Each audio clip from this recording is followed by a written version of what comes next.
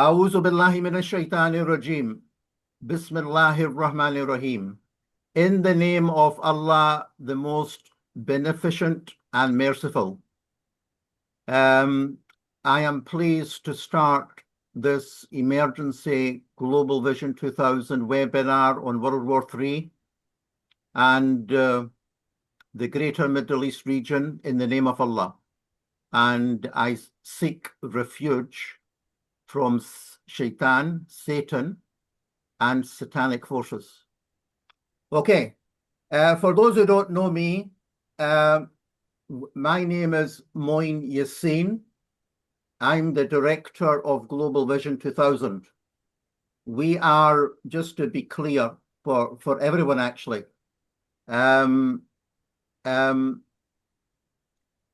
Global Vision has always been an independent think tank, although we were set up in the UK in 2000, before 9/11. It is not affiliated to any political party in the West or the Islamic world. That is very important, especially for the new people here. And yeah, enough of that.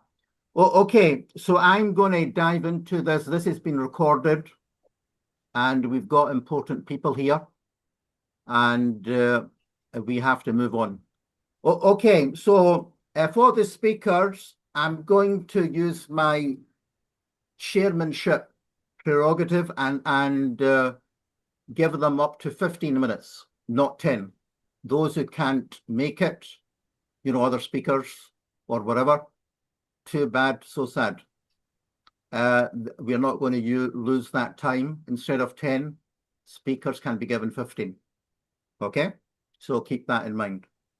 Okay, so let us move on. Now, what I'm going to do is I'm going to give some opening remarks. Yeah. Firstly, welcome to everyone. We've got some very, very busy people here and very important people, dare I say. And even the students are welcome, because the university students, I mean. So everyone welcome. Sorry, Moeen, are you recording this? Yes, yeah, we are. We've started. If you please be on mute, please. Yeah. So basically, we've got a very busy program, even with one or two dropouts, if you want to call them. I think we got 10 speakers. Oh, and there will be a Q&A session, and then closing remarks, just so you know about the what you call format. So there will be speakers, you know, speaker presentations, then Q&A, and then closing remarks. So basically, I'm starting with my, what's the word, setting the scene. So basically, as I mentioned, this is an emergency webinar. I don't like to do them every day because, you know, it's not one person speaking to one person. It's to bring people who are very informed. Indeed, they might be involved in the policy making, dare I say, with governments. So I don't like to do them willy-nilly. And that makes these webinars or seminars quite important. So this webinar today, I'm sorry, I have to stop. Could the latecomers please put themselves on mute?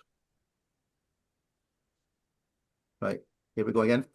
So as I was saying, this is an emergency webinar taking place at a pivotal and epoch moment in the history of the Middle East, if not the world. I've already mentioned who we are, that Global Vision is an independent think tank focusing on the universal paradigm shift. Another word for that would be some sort of global Islamic grand strategy, if you don't understand the word paradigm shift. Is that also an Islamic paradigm shift? But I've heard the word global Islamic grand strategy. I think that's maybe more accurate. So I'm going to go right into it. What we are witnessing, ladies and gentlemen, brothers and sisters, is a war on faith. You don't have to agree with my analysis, but I'm telling you where I'm coming from. People can give their analysis. What we are witnessing is a war on faith between haq and battle, truth and falsehood. And dare I say, all civilizations rise and fall. We are witnessing the end of the American empire. And that is a very dangerous moment. When you've got a caged lion or elephant, yeah, trapped, in this case, trapped by debt, yeah, which is bleeding it. What, 30, 40 trillion? You think they're in some paradise? They're not. They're desperate. They can see the end and they can see the fall. Ironically, only what, is that 250th anniversary or whatever? So we are seeing the end of the American empire, and like the Second World War, the British Empire went down, but the American empire rose. But we are now seeing the rise, despite different analysis, the rise of a Israeli regime or Pax Judica. I also believe that's going to go down, but it will have a moment of glory, a warning. So it's not over with the Israeli state. I call it Israel. I do think that there is a possibility of a greater Israel, whether we like it or not. And like the Second World War before, and the First World War, before you're going to get a new empire, it will come out of chaos. You know, there will be a regional and global war, dare I say. It's not just going to emerge. Now, a couple of dates, which I think are important. In 1897, the World Zionist Congress advocated a Jewish homeland, as we all know. But the Muslim Sultan Abdul Hamid, despite the, what's the word, please, I mean the lobbying by the World Zionists, refused to sell Palestine. You know, the Turkish or the Ottoman Empire was in charge. And that's when the clock struck dead, if you want to call it, or the demise of the Ottoman Empire, because the World Zionists and their allies made a decision to end the Ottoman Empire. When? 1901. And the dates, this is date research, the dates 1908, by the Young Turk Revolt, to 1918 is when it happened. 1908 and 1918, when there was an attempt, successful, to overthrow the Ottoman Empire. And listen carefully to these dates, because this history isn't normally talked about, indeed what I've said already. I said 1908, 1918, yeah? In 1916, the Sykes-Picot secret one, which was, what's the word, discovered, and 1917, Balfour Declaration, they were so arrogant, the imperialists, they knew the Ottoman Empire was going to go, even before the end of the war. That is the foundation of Greater Israel. You know, this thing about Pax Judica, or Israel, whatever you want to call it, or Greater Israel. The foundation was 1916, 1917. That's what, over 100 years, well over 100 years. You know, when you're making a house, you have to lay the foundation. That was the foundation. 1916, 1917. But before that, they had to get rid of the Ottoman Sultan, especially Abdul Hamid. And then 1937, Ben Gurion, who became the first Israeli leader, called for basically the removal of the indigenous Palestinians in 1937. And the first Arab revolt, if I believe, was in 1936. So ethnic cleansing, which we're still seeing in, West Bank, etc., started way back then in the 30s, if not before. And then in 1948, the British Mandate and the Partition of Palestine, creation of Israel. And then in 1982, there's a thing called the Yunnan Plan, and that was the Yunnan Plan. That was the plan for a greater Israel, based on the Israeli regime becoming a hegemon, or a hegemonic power, but it was also based on fragmentation of the local countries, dividing the countries not in a one day, 1 year, but on a permanent basis. So those who talk about peace in this conference must remember the Israeli regime and ideology does not believe in peace, has never believed in peace.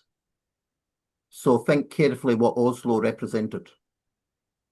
They believe in permanent war, and I'm not surprised that they are looking at other countries other than Iran to be taken out, because everyone is a threat, everyone is a rival, and the only way to deal with them is to hammer them, beat them, hammer them, destroy them.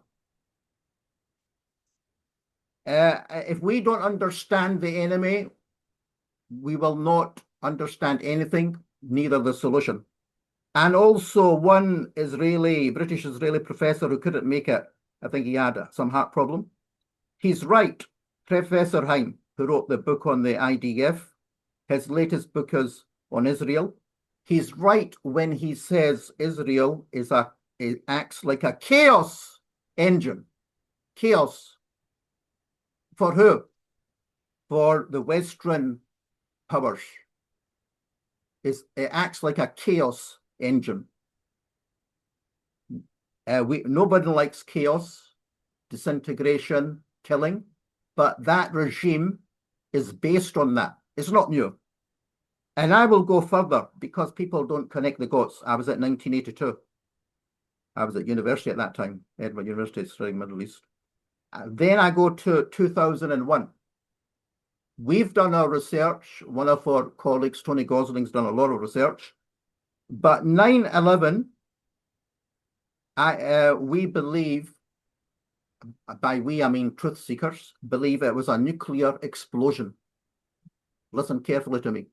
A nuclear explosion using thermite. And on the Twin Towers and WT7, the building that came down by itself. It's on BBC television. No bombs. So sorry, no aeroplanes. It just came down. So there were 3 buildings. That was a nuclear explosion which led to the global war on terror, which targeted Muslims globally. And also it led to the 7 targeted countries. And one of them, would you believe it, clearly mentioned was Iran. Now that's taken quite a while to get to Iran, but it's happened in the last year or 2. But that is derived from the 9/11 controlled nuclear explosions. And I will go further. Although they mentioned targeting 7 countries, they didn't mention Pakistan, Turkey, Saudi Arabia, and Egypt. These are military powers, serious military powers. And I'm not surprised that they didn't mention them, because they're based on deceit. No way are they going to say our real targets are Pakistan with its nuclear deterrence, or Turkey, which is a leading, Muslim power, or Saudi Arabia, which has the holy cities of Islam, or Egypt. So these are the real targets, not the 7 countries, in my analysis. And is it surprising that we've got the Mecca Pact?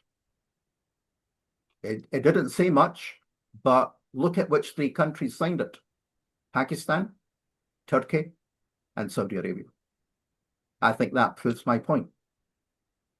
Why did they sign that? Do the leaders there know something that we don't know? So basically, finally, this Greater Israel is linked to what the Christians call Malhama Kubra, or Armageddon, or Muslims call the Great War, in which the Israeli state wants to be the ruling state in the world, and also they want to build, I don't think it's a fairy tale, a third temple. And as I said, the next wave of Israeli expansionism is Iran, obviously, as we can see from the original 7 countries targeted, but also Pakistan, Turkey, Saudi Arabia. And I believe they do aim, and this is not what you call exaggeration, they do want to go for Mecca and Medina. A few words on now, so that's the history that no one's told you about, or very few people. Finally, a few words on the Mecca Pact, signed on August 7, 2026. It is quite clear we need to go beyond the text, because there was no text. I looked at the statement carefully, yeah? There was no treaty, no text, just a signature, and just an announcement, you know, that attack on one is an attack all three. So it was clearly emphasizing deterrence. But it didn't mention deterrence against whom. No country was mentioned. So factually, we can claim it was ambiguous, and ambiguity is subject to interpretation in law, or just in general. But what I'm prepared to say is not a Muslim NATO. I mean, where is the headquarters? Where is the command and control? You know, what we can safely say just now is some sort of mutual defense pact. At this stage, I mean, that might change, but that is a factual statement. And some sort of collective security and mutual defense pact to unify defense policies and to respond to outside forces which are seen as a threat. And this is happening at a time when the current military architecture or a new security and military architecture has been established at a time of war, breakdown and chaos. And to understand this, I hope some of the other speakers, I'm just giving guidance, should go or need to go back to 1973 and the petrodollar regime and the US presence after the first Gulf War, you know, Iraq and Kuwait, 1991, which led to many American bases. All that is starting to disintegrate. I'm not saying it's disappeared, but it's starting to melt down and disintegrate. And because basically this part of the world was subjugated to Western financial giants in which their oil was sold in US dollars and recycled in the West, for instance, to buy bonds and treasury, you know, US debt, which sustained the Western banking system and US government. So that is changing. One commentator said the US racket, protection racket, you know, in which other countries are forced to use the US dollar and have bases. It doesn't work any longer. The US couldn't prevent the Iranian, you know, government or forces, let's call it, defending themselves. They couldn't. So those who have the bases or who are buying US dollars, they realize, hey, the giant that we thought would protect us cannot protect us. And they're looking for outside protectors. I'm almost finished now. So basically,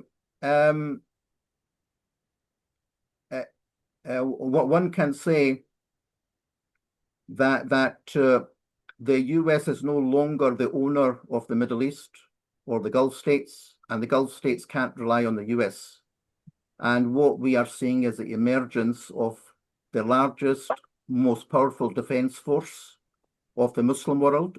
And I don't believe it's anti-Shia. Indeed, Iran, inshallah, will join it.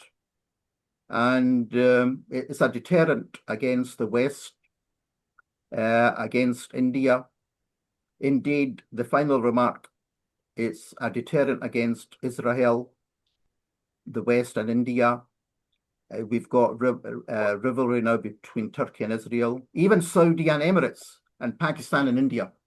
So we are seeing a new, what's the word, axis or coalition emerging in which there will be proxy wars. And just because someone is, the leader of a Muslim country does not mean that they will represent Muslim security interests. In other words, what I'm saying is there will be Muslim countries joining the gang. For instance, Somaliland is the latest, yeah? And Emirates, I think one can safely say the Emirates is in the other camp. Okay, I've said enough. I've given, I suppose, food for thought. And immediately the baton goes to Clive Menzies from London. He is an expert on the City of London. And you can introduce yourself further, Clive. You've got 15 minutes. Over to you. Thanks, Moeen. I'm an expert of very little. I spent quite a few years in investment banking, so I've seen it from the inside and I've studied it quite a lot subsequently, but I would in no way claim to be an expert in anything particularly. My journey of discovery probably started 25, 30 years ago when I left the corporate world and began to be aware that the world was quite different from what I imagined. And the events of September the 11th, 2001 began to sort of intrigue me as to what was actually going on. And through the fake climate narrative, the financial crash, the COVID scam, basically one comes to the conclusion that what we're talking about is not the Third World War in as being the sort of final entity in itself. It's actually part of a war on us all, which has been going on for 2,500 years, based on an ideology of destruction which took shape in something like 680, I can't remember the date, but BC 684, I think it was. The reference for that is Douglas Reed's Controversy of Zion. So essentially what we're in the middle of is a structural, the war is between the structure itself versus humans, irrespective that many humans are instruments of the structure selects for and rewards psychopathy. And what we're in the middle of now is probably the apex or the peak of chaos, representing the paradigm shift that Moeen referred to. The system isn't broken. The system is doing exactly what it was designed to do. And my early research in a methodical way in collaboration with many other people started in 2012 with a project called Critical Thinking, which came out of Occupy and the Free University. And essentially what we came down to within a very short period of time, that there are three structural flaws embedded in the way we organize ourselves globally. And basically, those three are institutional hierarchy, which is impervious to feedback, criticism, the will of the people, enclosure of the commons, but not just the commons. What we're seeing now is the enclosure of thought, the enclosure of speech, the enclosure of everything. And both of these are fermented by and reinforced and fueled by money. Money is an artificial construct. It's an idea. It is nothing tangible. It is a proxy for value. And this system has created not just competition, but great fear. Fear of not having enough, fear that somebody else is going to come and grab your stuff, whatever it may be. So this is where wars come from. And fear creates this division even within societies. So societies are divided by religion, by politics, by ethnicity, and this has all been carefully nurtured to create this dynamic in which people are too stressed, too busy, too fearful to actually examine what's really at the root of this. So what we're talking about today in terms of what's going on in terms of World War III locally to Palestine and beyond and greater Israel is actually, we're talking about a war that is actually encompassing everyone. We are all involved. We are all complicit. Anyone who feeds this structure, paying taxes, fines, all the rest of it, anything that you do in communication with the structure is feeding it. And this structure creates not just scarcity, but it creates huge asymmetry of power, asymmetry of wealth. And what Moeen alluded to was economic collapse.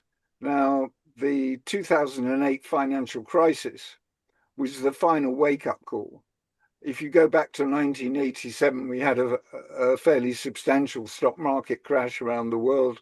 And Alan Greenspan, the Fed chairman, basically did what central banks have done ever since, which is basically bail out the markets. In 2008, it wasn't just that the markets were bailed out, all the debt was socialized, whilst all the profits had already been privatized.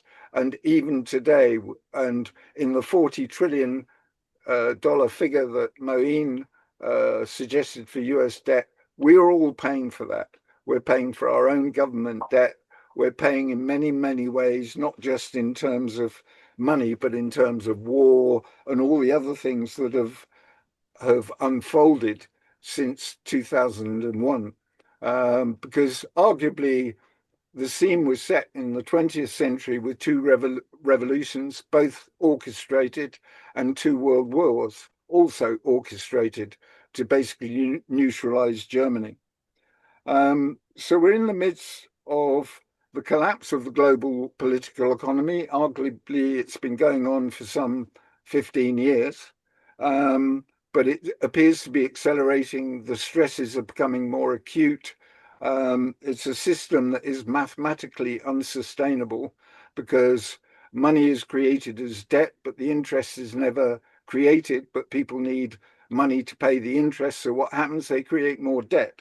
We're now at a point where debt can no longer be extended. You look in the gilt markets, the treasury markets, it's increasingly difficult for central banks to carry through their issuance. And not only that, because interest rates are rising, we've lived through a long period of zero interest rates where it was basically a no-brainer just to borrow more and more because it didn't cost you anything. Now the bill is being served in terms of rising interest rates, which adds to the burden, which in turn requires more debt and more interest. So clearly it's mathematically unsustainable. And what we're seeing in the midst of the chaos as a result of all this, part of it actually created specifically to distract people from the cause of their misery and their problem in terms of finding their income is rapidly diminishing whilst everything costs more and more, is wars, perpetual war, famine.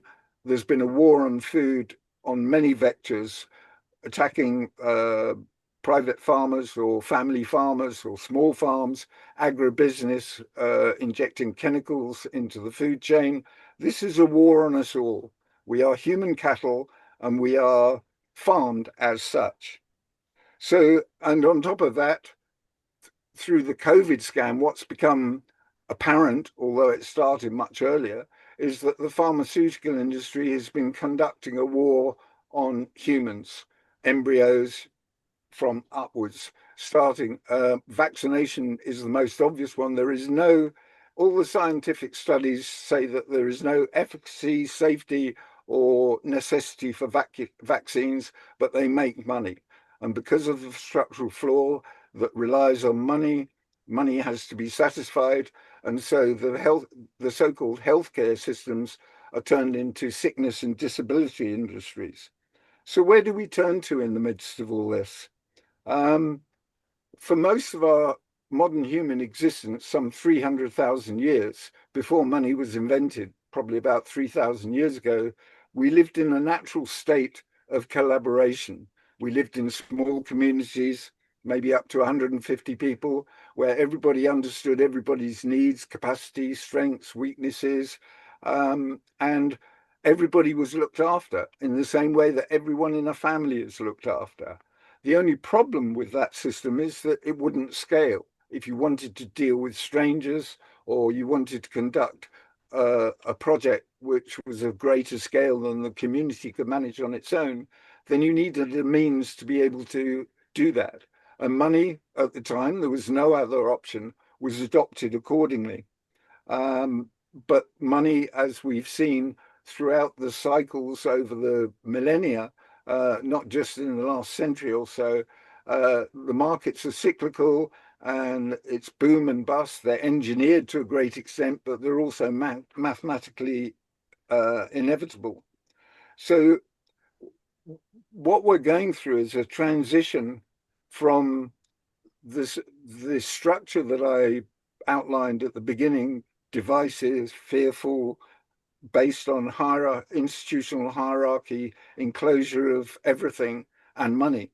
We're in a transition from a state of fear into a global condition of love. And I don't mean that in a sense, what do you call it? I've forgotten the word. Not a sort of fantastic idea of aren't we all lovely? But basically universal law runs on love. To me, that is God's law. And therefore, what we're moving towards is something very different than any of us have experienced in our lifetimes or the generations before us, because this goes back, as I say, 2,500, 3,000 years. So why am I so confident that we're in the midst of this transition? And why am I so confident that we are merging into something much better than we're currently experiencing? The reason is that I see it on a human scale in many communities, many people I meet, particularly around the UK, but it's happening around Europe, the US, and further afield. I have less knowledge of what's going on, but I know it's happening in Latin America. It's probably happened. It's happened for a long time in Africa to a degree, and probably in Asia as well. So at a human level, people are turning their backs on this criminal authority that is intent on their destruction, abuse, and control, and turning to each other for health, for food, for all the things that are essential for human sustainability.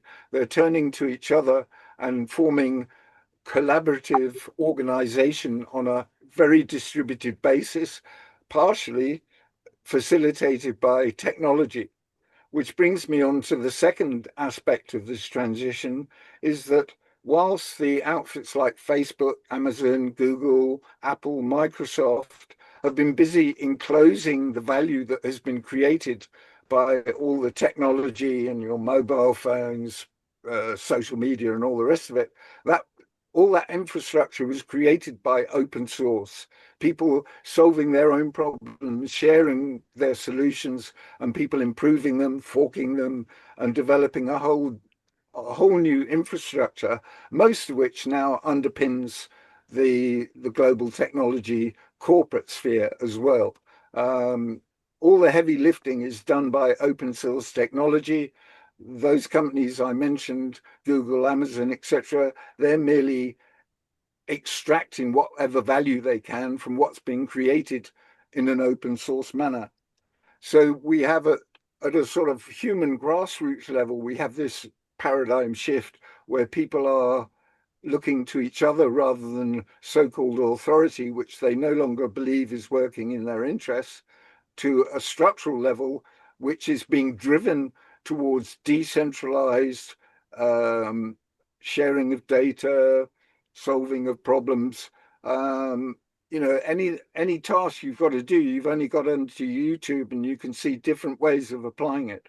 People are sharing their skills, their experiences, their wisdom in many ways. So technology is facilitating that, and it's facilitating its own, if you like, irrelevance, because the technology will survive, but the corporations that are there to extract are what will disappear.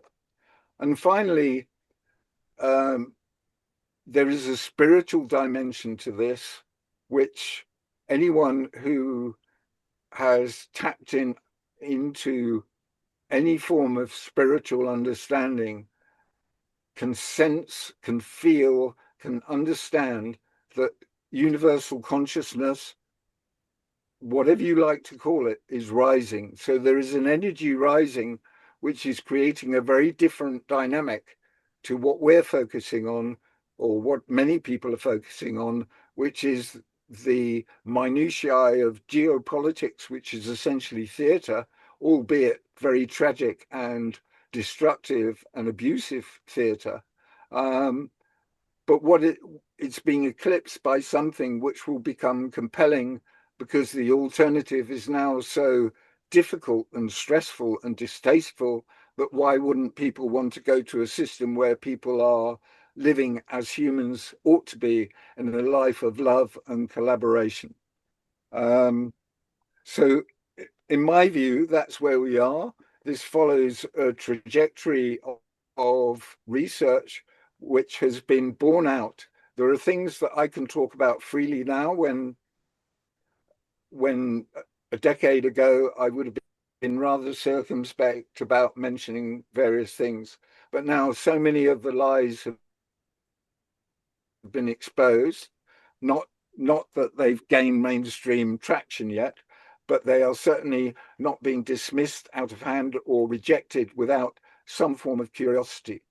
And it requires people to change the stories that they've come to believe. It's not about facts. You know, I've spent years putting facts in front of people about climate change, terrorism, COVID, whatever you like. Facts don't change people's minds. It's the stories that they create their worldview from. So what I see my role as now is to create different stories for people, to point them to a far more optimistic future, whilst in all of this, I do have great care and dismay at the level of violence and destruction which is being meted out on my family. And when I say my family, everybody in the world is part of your family. That is where we're heading to. As Jesus said, love thy neighbor. Who is thy neighbor? Everybody. So on that note, I will stop. Yeah, thank you, Clive, for the optimism, but also reflection on the huge tragedy of the human family, both Muslim and non-Muslim, that we are witnessing. I forgot to mention in my presentation, war, when I refer to World War III, I'm not just talking about, people using nuclear weapons or conventional weapons. Modern warfare is multidimensional, information warfare, propaganda, cultural warfare. Women should be like Madonna, and men, God knows like who. And then economic warfare, financial warfare, cyber warfare, space warfare. So we are in a world war scenario for a long time. The only thing is it's escalating.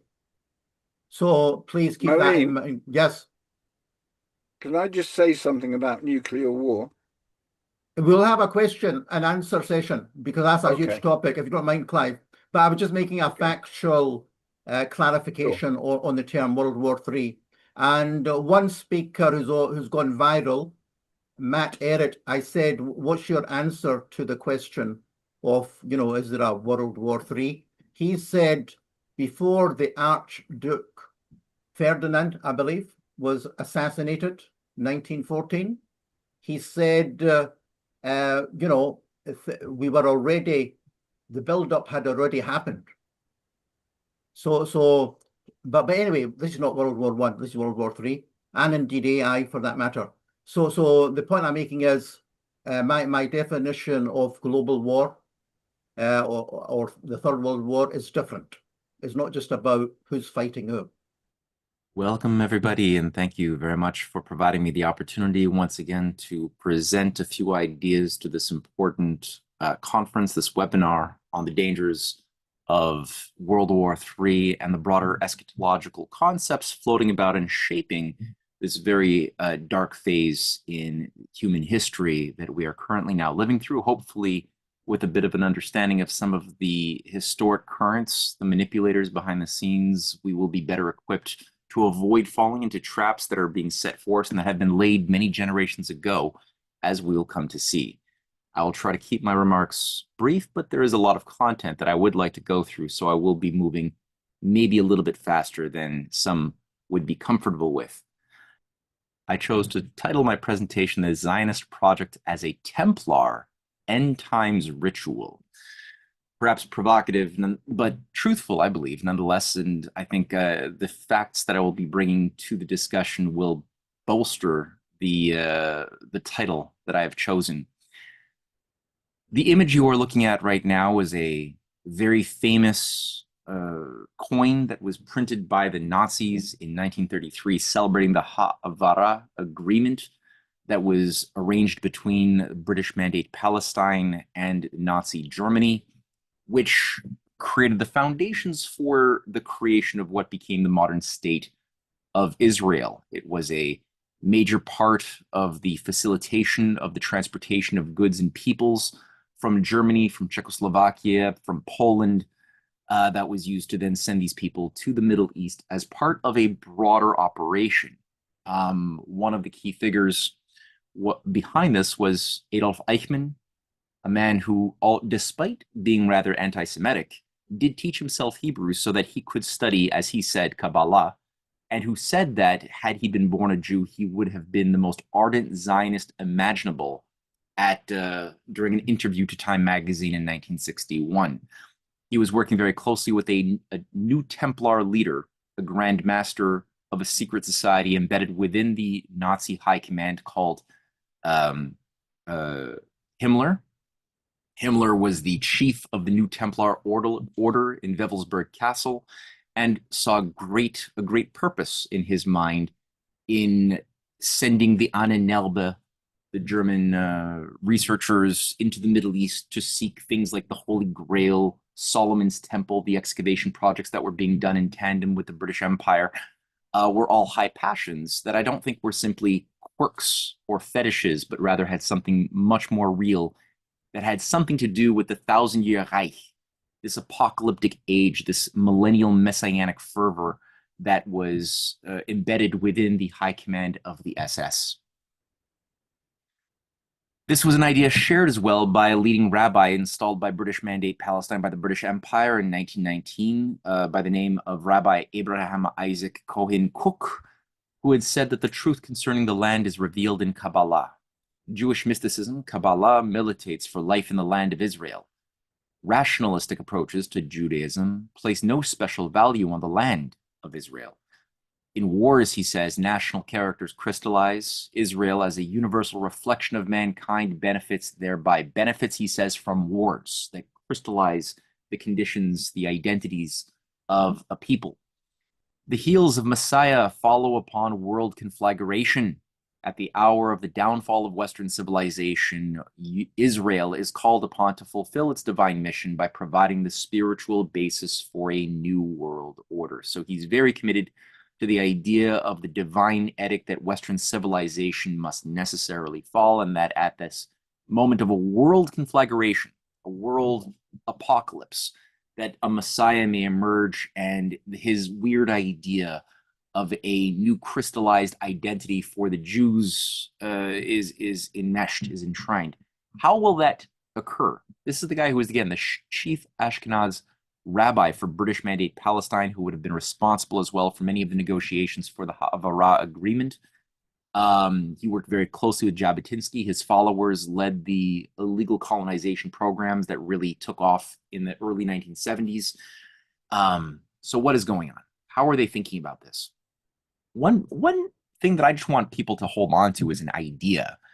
I'm not saying that there's a full proven conclusiveness, but there is a parallel in just the geography of the Neo-Babylonian Empire of Nebuchadnezzar from the 6th century BCE to the imagery, the boundary conditions aspired to by those followers of Rabbi Kook who wish to have a greater Israel, and who I believe are very active today, which sees the growth of Israel's borders far beyond what is currently enjoyed. And I think everybody currently on and listening to this conference knows very well on left what is the greater Israel borders. And here's a more refined image of it featuring a big chunk of Egypt, all of the Sinai Peninsula, most of Syria, some of Turkey, much of Saudi Arabia, all of Jordan, most of Iraq, clearly Lebanon, and there's really no place for Palestine in this equation. And there on the right is an IDF outfit featuring a badge with the Greater Israel image, just demonstrating that this is, again, very, very passionately animating the minds of many militarists and zealots within today's Israel. But it's not just that. The eschatological ideas of the Middle East, of the Holy Land, of the reinstating of the Kingdom of Jerusalem is also something animating a big chunk of the New Templar revival currently active in U.S. Special Forces, U.S. Green Beret, U.S.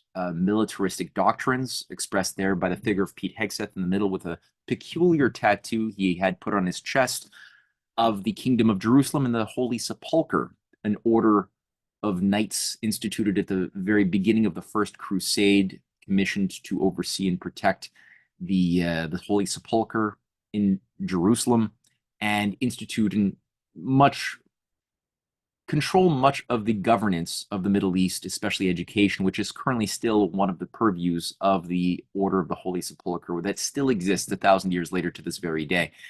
The idea of recreating out of the ashes of some cataclysm a new Templar state is not to be ignored. This is something which has been on the minds of very powerful, very, I would say, satanic agencies that have been masquerading as Christian for a very long time. And just the choice of orchestration of what's known as the Sword of Saint Michael, or in this case also known as the Apollo Saint Michael axis, is also very useful. These are very holy sites, 6 of which are devoted to very big monasteries and churches devoted to Saint Michael per se, from Skellig Michael in Ireland on the left, all the way down to Mount Carmel, the location of Armageddon, the Battle of Megiddo, supposedly within the cryptic messaging within some of the Sibelian texts, the revelatory texts within the Book of Revelation and other locations in Holy Scriptures. Again, you have Delos, you have Delphi, Corfu, Monte Gargano, Perugia, Pisa, Genoa. You got the Mont Saint-Michel, Mont Michael. Like I said, there's 6 holy shrines on this axis, and this is something that most of these were built up in the Middle Ages during the Crusades. And that specific line that, again, ties to Apollo, a solar deity of the ancient world that also had an analog within Helios of Rome, that had an analog within Mithra and the cult of Mithra, the warrior Praetorian guards, and the controllers of the ancient Roman legions. That Apollo deity was something which, again, controlled the armies of Rome, and which this particular region played a very big role geostrategically. I mentioned Mithra. That's Mithra looking over his shoulder to Helios and away from Luna, the solar night deities and rituals of the Apollonian Dionysian ritual system of control and cultural management, sacrificing the bull, which is featured in hundreds of Mithraeum, holy shrines underground that the worshippers of Mithra of the ancient world would have worshipped at. It was formerly an eschatological, a millennialist, apocalyptic sect in Persia before being transformed and brought into Rome in the early days of the Roman Empire, or just as the Roman Republic was becoming an empire. That was extremely important. And I would say that this organization, despite being banned officially in the 4th century, continued on in Christian form, but under the surface. There's a famous story of the rise of, or the retiring of the bull, and the creation of the cult of Archangel Michael in the early 5th century, early 6th century. And as the story goes, a hunter was hunting a bull, much like Mithra was hunting his bull and killing the bull to Helios.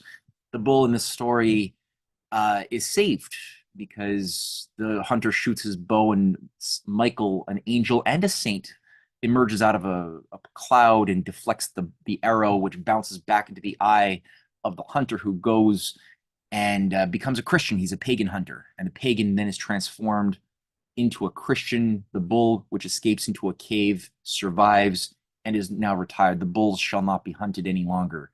Now, this is the story that initiates the cult of Saint Michael. And Michael becomes a figure that is used to rally the Templar, the Crusader, the Frankist ethos of going to war with the heathens, going to war with the Muslims, right? The spawn of Satan, going to war with the Jews also. Many Jewish villages were annihilated. Jews were put into barns and burnt alive by crusaders on their way to the Holy Land. On a number of occasions. So this was a multi-generational, multi-centennial bloodbath, and the figure, this imagery, I would say, as a brainwashing mechanism of the Archangel Michael being featured in that way, was really a symbol to unleash the murder for Jesus type of ethos that was so necessary as the new branding of Christianity, which had formerly been something that cherished peace and turning the other cheek and avoiding the eye for an eye kind of logic that had kept us in ritual bloodbaths.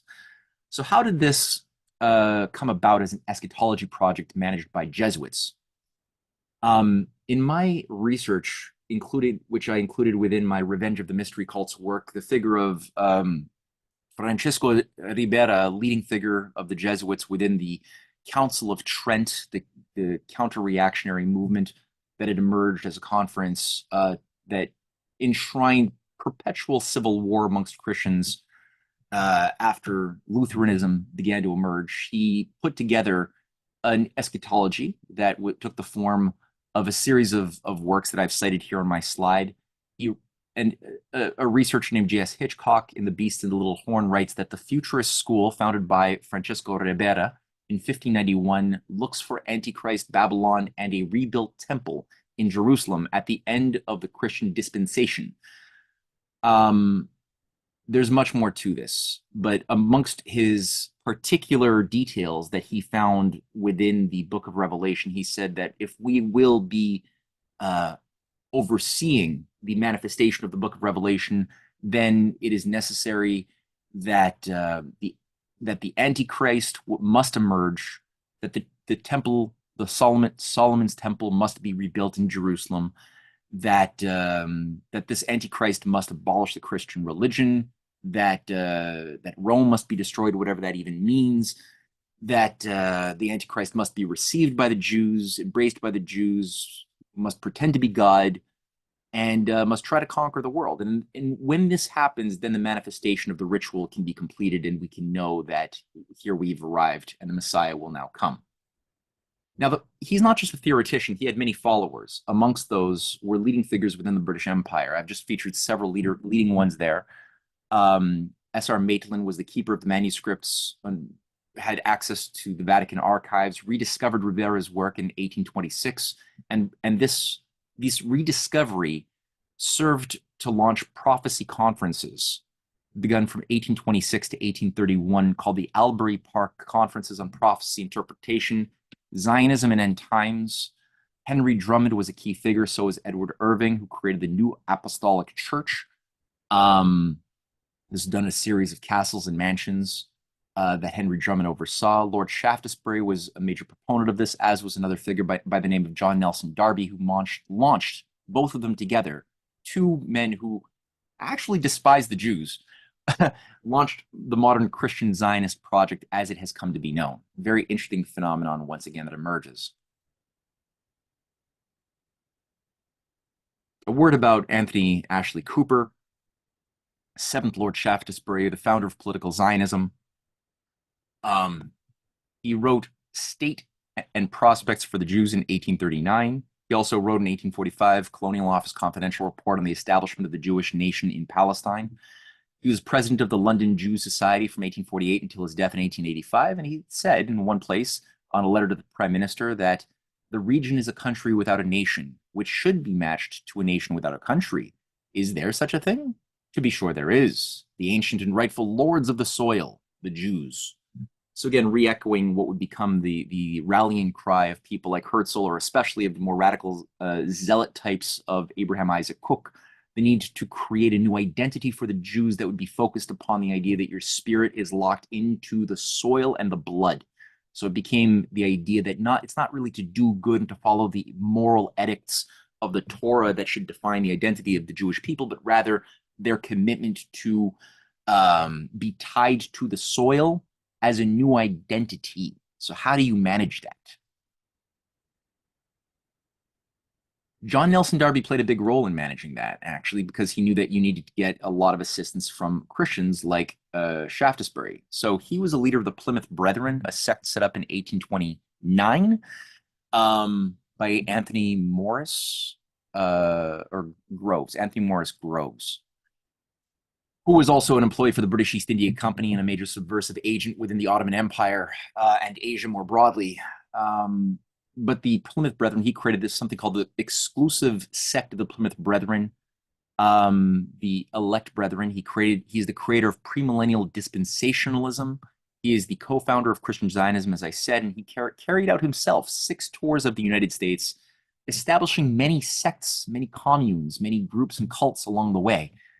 He wrote, saying all nations have their attention occupied about Jerusalem and know not what to do about it. We do not mean that all of this yet comes out plain, but the principles which are found in the word of God are acting in the midst of the kingdoms where the 10 horns are to appear.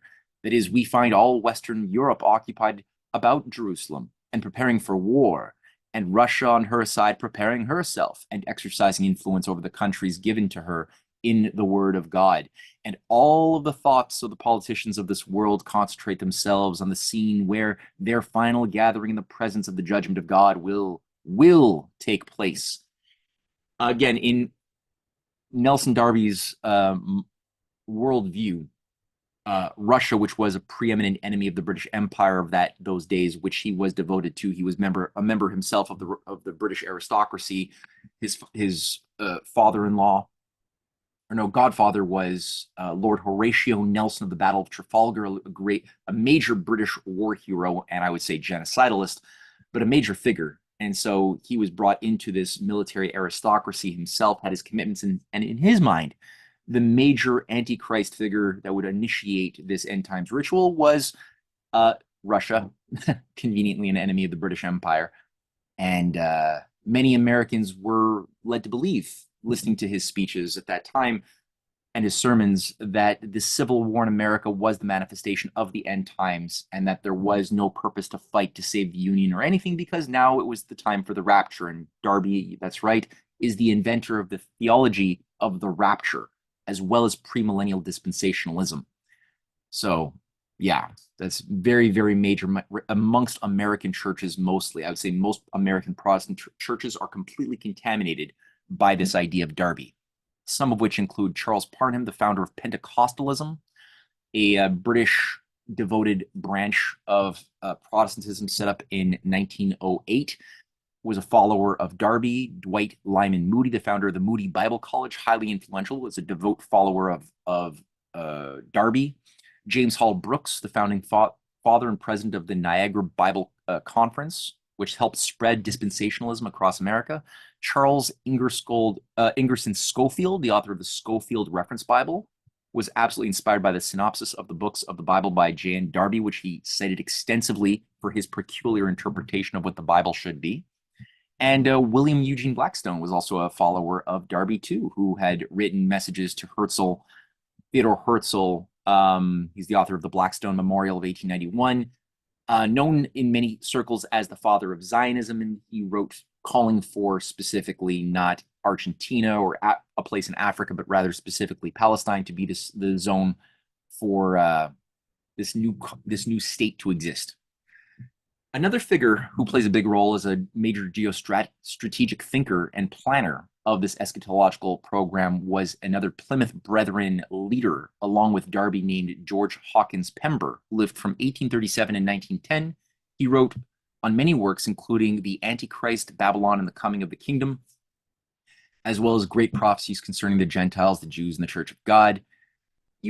I think a lot of his ideas, again, were not simply ideas floating. They were put into motion. He was a planner. He was a geostrategic, active player in the ritual, which also worked very closely, by the way, with theosophists, which were coming online, and which I think this was a controlled opposition to the theosophists, and they both used very similar language. Although one was of Christian, the other of an anti-Christian language, they actually were the same thing, which that's a topic for another conversation, I suppose. But George Pember wrote, "It would seem that Babylon must be rebuilt and become again the center of the world and the glory of kingdoms, as we have it represented in the 18th chapter of the Apocalypse. The wonder is that this restoration of Babylon has never yet been attempted, but the jealousy of the great powers and the difficulty of dealing with Turkey have probably caused the delay. As soon, however, as Christendom is united in the form of the 10 confederate kingdoms, all jealousy will be at an end, and the great prize may then be seized for the common good. No doubt commerce will be the exciting motive.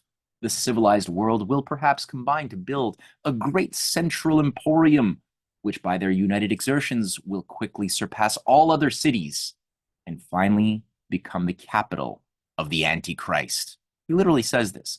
So the idea of having any type of peace process of commerce, of economic growth, a Riviera of tourist casinos, hotels, and other spas and resorts that might be built up in the Middle East and the Gaza, for him, is merely a means to the end. If the end isn't economic commerce and peace, that is simply a means to activate the Antichrist, to invoke, almost like a demonological ritual, a situation wherein the Antichrist can finally naturally begin to emerge and carry out the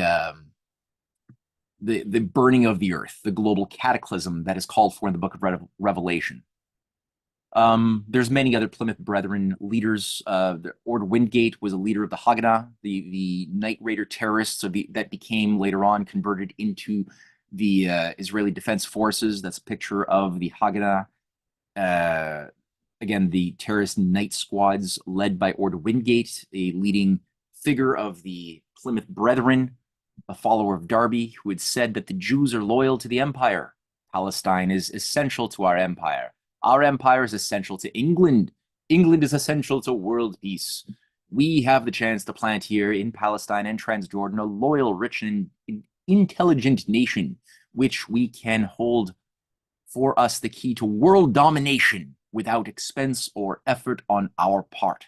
So again, to see, is the tail wagging the dog or vice versa, really? There's, I think, a lot of sleights of hand over where is the power nexus actually located. Is it coming out of Israel as the actual causal force shaping things from the top down, or was there another force that instituted, that created, that shaped, and that wired and wound up and deployed this entire synthetic construct that became a nation in 1947 for a higher end that wasn't Israel in and of itself.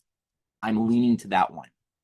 There is another Plymouth Brethren figure, a guy born into the Derby exclusive Plymouth Brethren in England by the name of Aleister Crowley, who wrote in his autobiography that I accepted the theology of the Plymouth Brethren. In fact, I could hardly conceive of the existence of people who might doubt it. I simply went over to Satan's side, and to this hour I cannot tell why.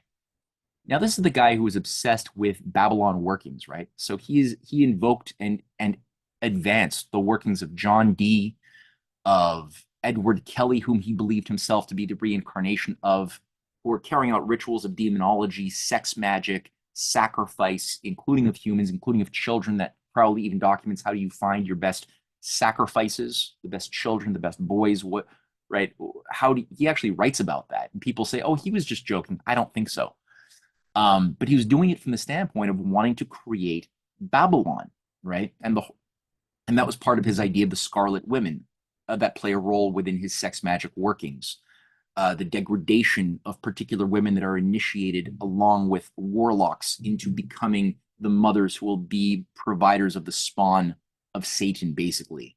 There's a movie called Rosemary's Baby by a follower of Crowley, which turned this into part of the pop culture. But this is what people like L. Ron Hubbard were doing, the founder of Scientology with Jack Parsons of the Jet Propulsion Labs, both followers of Crowley directly in 1946 in deserts of the United States. Dieter Herzl made the point as well that the destiny of Israel is to extend from the brook of Egypt to the Euphrates, that the current borders are not satisfactory. George Pember, again, returning to him, wrote in The Antichrist, Babylon and the Coming of the Kingdom that the great ancient religions distributed over the whole world seem to have originated in Chaldea, where it was probably revealed and established by those fallen angels who, after the deluge, consorted with the daughters of men. Again, part of the Book of Enoch storyline that has been really revived and made the emphasis of the new Christianity promoted by people like Tucker Carlson and Candace Owens and the New Christians. Russell Brand is a big emphasis on things like the Nephilim, like the Elohim, right? That fell from the heavens and mated with the races of the daughters of men to create a new species. The species, as some say, were the elite bloodlines that emerged from a different source than those who were the effects of the procreation with monkeys. Okay. Which are the lesser races, the dark-skinned people, the brown-skinned, the yellow-skinned, the inferior types, not born of noble blood. George Pember also said that the general plan of the mysteries was a masterly organization, admirably adapted for the carrying out of one obvious aim, namely, to bring the whole world into bondage to the powers which directed the higher rites and teachings. They were divided into the lesser and the greater, and these appear to have been absolutely distinct. The one affording no more than the exoteric teaching, but the other the esoteric, or the real secrets of the mysteries, called the aporheita. Initiates of the lesser were termed mysteia, those of the greater ephori, or epopte. So he's describing here a very deep self-awareness of the Chaldean, of the ancient mystery cults that emerged and dominated Babylon, Chaldea, and that the Jews, when they were in captivity, would have synthesized in some fashion to create the foundations of later Kabbalah, of the dual teaching methods of the esoteric and the exoteric structures of schools, the secret teachings, as Blavatsky and the Theosophists called those secret teachings of all mystery cults, including the Theosophists. And again, the Crusades completely, I think, did a major traumatic psychospiritual damage on the human species as a whole. The hopes for Christian, Jewish, Muslim cooperation, as was being seen in the 8th and the 9th and in the 10th centuries, but between Harun al-Rashid, between Charlemagne, came undone completely through these crusades, which I think are less geopolitical, less even religious, and much more based upon a millennialist, apocalyptic eschatology. And as one final slide here, I mentioned the movie Rosemary's Baby that featured an homage to the birthing of the Antichrist, and there Roman Polanski's lead figure, who played the role of the mother who was impregnated by a satanic cult in New York to give rise to the Antichrist, holding a batch of roses, was wearing a particular outfit which was strangely similar to the one selected by those controlling the uniforms, the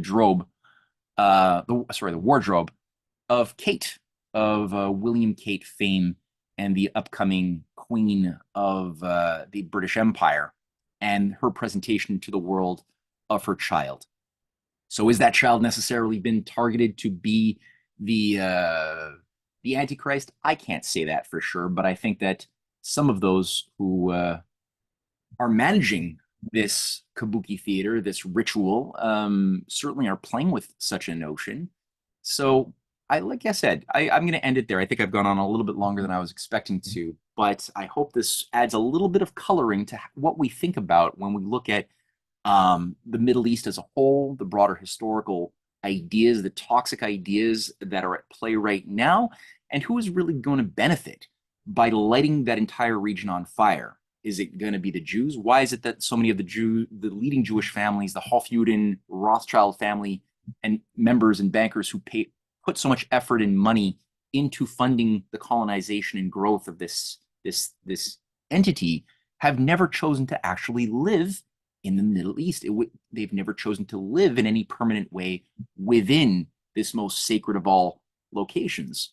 So maybe there's a higher ends at play that might see a scapegoating sacrifice, perhaps, as part of this ritual of playing out the Book of Revelation. So let's entertain that hypothesis for now. I hope I did my job of doing so, and I look forward to watching the rest of the presentations at today's seminar. Thank you so much. Okay, now we were going to have, I have to be honest, we're human. When I invite speakers, there's one guy, I don't want to mention names, one guy, a top Palestinian leader, he's busy signing his book. Fine, sign your book. If you don't want to represent your people, I don't want to mention who he is, that's your problem, mate, as we say in English. Another one who was meant to give an Arab perspective on political economy, and he's funded by Muslim taxpayers. He said, "Oh, what time is the event?" Well, that wasn't his question, because he said, "I'm going on an aeroplane." Come on, pal. Don't take us for granted. Your countries are being ripped apart. You might be demotivated or whatever, but it's not going to remain that way. We don't have for time wasters, I have to be frank. The other Palestinian really made me angry, because we were going to open the house of the UK Parliament with a parliamentary meeting. How can you trust someone who says, "I'm busy to sign a book"? Okay, I'm going to give the floor to Dr.Zafarul Islam Khan, a veteran Indian Muslim leader from New Delhi, where, dare I say, the Indian revolt happened against the British Empire. All I want to say about New Delhi is that organization, the Brits would not have survived with 50,000 troops or whatever against a huge nation like India if it was organized, and it wasn't organized. So this thing about organization is very important. So over to you, sir. Dr. Zafarul Islam Khan, he is also, I don't know whether he's still the editor or manager of the National Muslim Gazette of India. And he's also been, I understand, on the National Government of India's Minority Commission. He wants to say a few words on an Indian perspective or Indian Muslim perspective on the wars in the region. So, Professor Dr. Zafarul Islam, over to you, sir. You've got 15 minutes. Thank you very much. But I think my topic is Jerusalem, not an Indian perspective. That's fine. What I mean is you're speaking from India. The topic that you have given me is Jerusalem. So I have prepared for that. No, that's fine. That's fine. Okay, that's fine. Go ahead.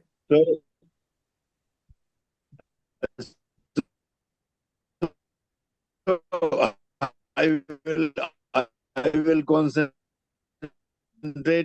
on the topic that we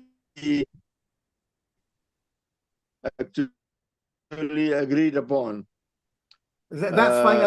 Jerusalem community worldwide thinks, and it is very important to go a little, yes, into history of Palestine and Jerusalem.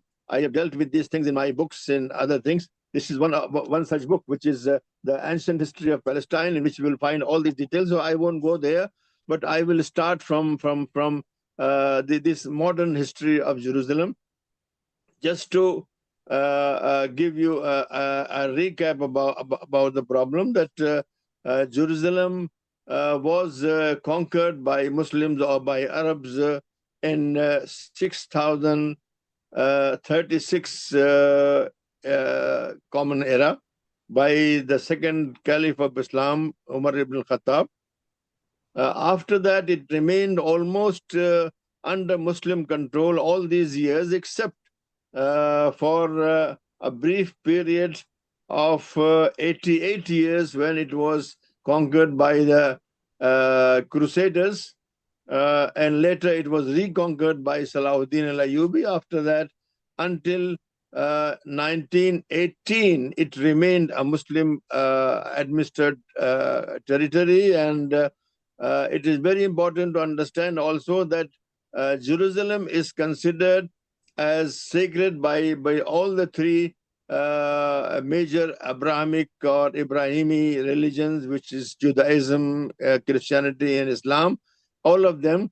But the fact is that only under Islam, all these religions had freedom of access and residence and visit to Jerusalem all these years, while under Christianity, Muslims were slaughtered. This is written in the history books of the Crusaders. And not only Muslims, even Jews were slaughtered in Jerusalem when they took it over. And after Christians, I mean, it may not be very exact word, but I mean, Britishers, they were Christians. And when General Allenby came and conquered Jerusalem, came on his horse, he announced that today Crusaders have come to an end. So there was a Christian mindset over there when they conquered Palestine. And of course, after that, we know how they gave the land to the Jews, and they assisted and helped Jews from all over the world to come and settle in Palestine, and finally proclaimed their own state there. And now they are, over these years, they are occupying almost every corner of what is Palestine. And also they are very eager to extend that to establish what they call Greater Israel, which will include lands from Egypt, from Morocco, from Egypt, from Syria, from Iraq, from Jordan, even Saudi Arabia, because they think that until up to Khaybar and Medina is their promised land. So the point that I wanted to make that is that only under Islam, and all these years, I mean 1400 years of Muslim control of Palestine and Jerusalem, everybody was free to visit, to reside, to pray, to even Jews used to go there in order to die in the Holy Land. Nobody was stopping them. Christians had full freedom of residence and worship and administration of their holy sites. So under Islam only, Jerusalem was really accessible to all these faiths.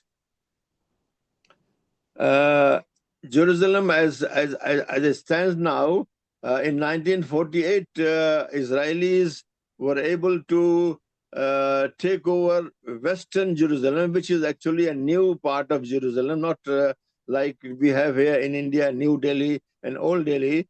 So the new part of Jerusalem, they took it over in 1948 and 49 when there was a kind of civil war there. And after that, in June 1967, the Six-Day War, or what really was a three-day war, they took over Jerusalem. And after that, they are trying to change the demography of the Holy Land. They're trying to take over the Al-Aqsa Mosque. Various ways they have experienced and used during these last 60 years, around 60 years now, to control the Aqsa Mosque in terms of time, in terms of space, and also they have tried to burn and destroy this mosque at least I think 5 times during these years. So this is how they are now expelling. They have been expelling Palestinians from there. They have been demolishing houses. Thousands of houses have been demolished under one rule or another. That this is unauthorized. This is illegal. This is actually an old Jewish property and things like that. So this is how they have been trying to change the demography and the land and property rights and all that in a way. And not only that, they in 1980, Israelis passed a law which is called to declare that Jerusalem, the United Jerusalem, that is West and East Jerusalem, actually the East Jerusalem, which is Palestine, which is Arab or Muslim Jerusalem, that is the real Jerusalem. The western part of Jerusalem is a new city which was basically established by Jews during the late Ottoman period, and then after the land was occupied by the British. So they passed a law in 1980 that Jerusalem, the United Jerusalem, will remain the eternal capital of Israel. But the whole world does not accept it, except a few countries like America and some very small countries like Guatemala, Honduras, Kosovo, Papua New Guinea, Fiji, and Paraguay. They recognize this. Otherwise, the whole world does not recognize it. And the United Nations has very clearly declared that this law is null and void. Also, it has been trying, it has actually dug a lot of tunnels, I think at least 29 tunnels under the compound of the Al-Aqsa Mosque, which has endangered this structure very much. And it is said that even if a small kind of earthquake takes place, the building will come down. So they have been doing this, and this has this was accelerated after the Oslo Accords. Before that, they were very cautious about these things, but after the Oslo Accords, they started snatching away Palestinian properties, lands. They also expanded the municipal limits of Jerusalem so much that now it comprises of big chunks of West Bank, and they are trying to since 1970 or 71 they are establishing Jewish settlements in various parts of this greater Jerusalem, so that it becomes a majority Jewish city. It is right now, if combine the two parts, East and West Jerusalem, the Jews are about 70%.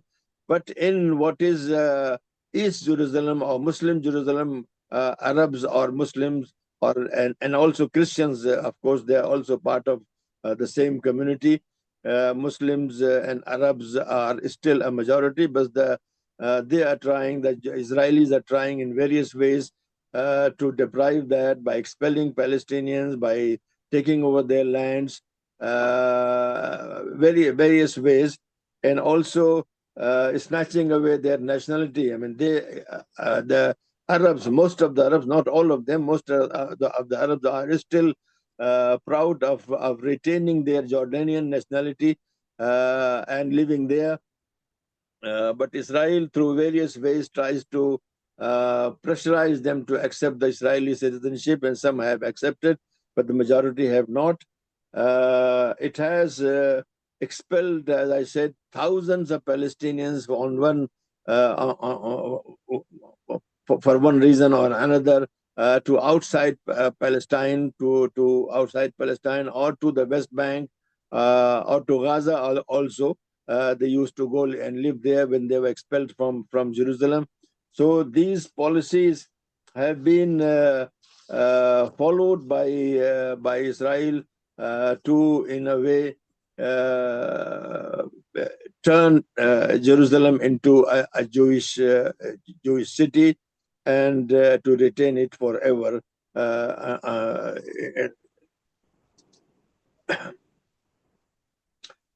Israelis are trying, or rather Jews are trying to take over Al-Aqsa Mosque also. Until 2003, they could not enter the Al-Aqsa Mosque freely, and they had to buy tickets from the Islamic Waqf department of the city and to enter it. But in 2003, I mean, the Jews, or rather the Israeli authorities, said that we don't need this, and they started going into the precinct, the holy precinct of the Al-Aqsa, without tickets, without anything, and they were always accompanied. Even today, they are accompanied by armed soldiers, so that nobody is able to stop them from that. And in any single year, I think at least 70,000 Jews enter this holy precinct with provocation, and they even try Israeli authorities at times declare curfew in that area, so that no Muslim is found inside the holy precinct, and only the Jews can go there. And this is happening almost on a daily basis. Every day, hundreds and sometimes thousands of Jews go inside. They're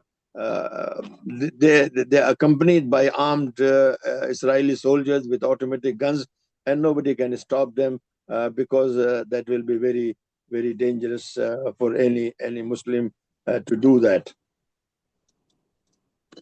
Also, in 2002, Israel built an apartheid wall to separate the Jerusalem from the West Bank, and now it stands there. Nobody can come from the West Bank to the holy city without, of course, going through the Israeli checkpost, and nobody can go from Jerusalem to the West Bank, although these are actually part of the same same country, and they have same legal status as occupied territory.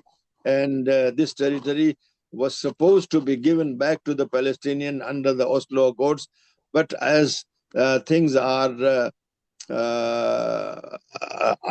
progressing there, this kind of increasing the Jewish residents inside this whole greater Jerusalem, and confiscating lands, etc., etc. I think it will be impossible. It will not be possible at all that the Palestinians will any day get back this land, because by that time, and even today, it is so much Judaized that it's returned to the Palestinians or Palestinian Authority. I think it becomes almost impossible under these circumstances.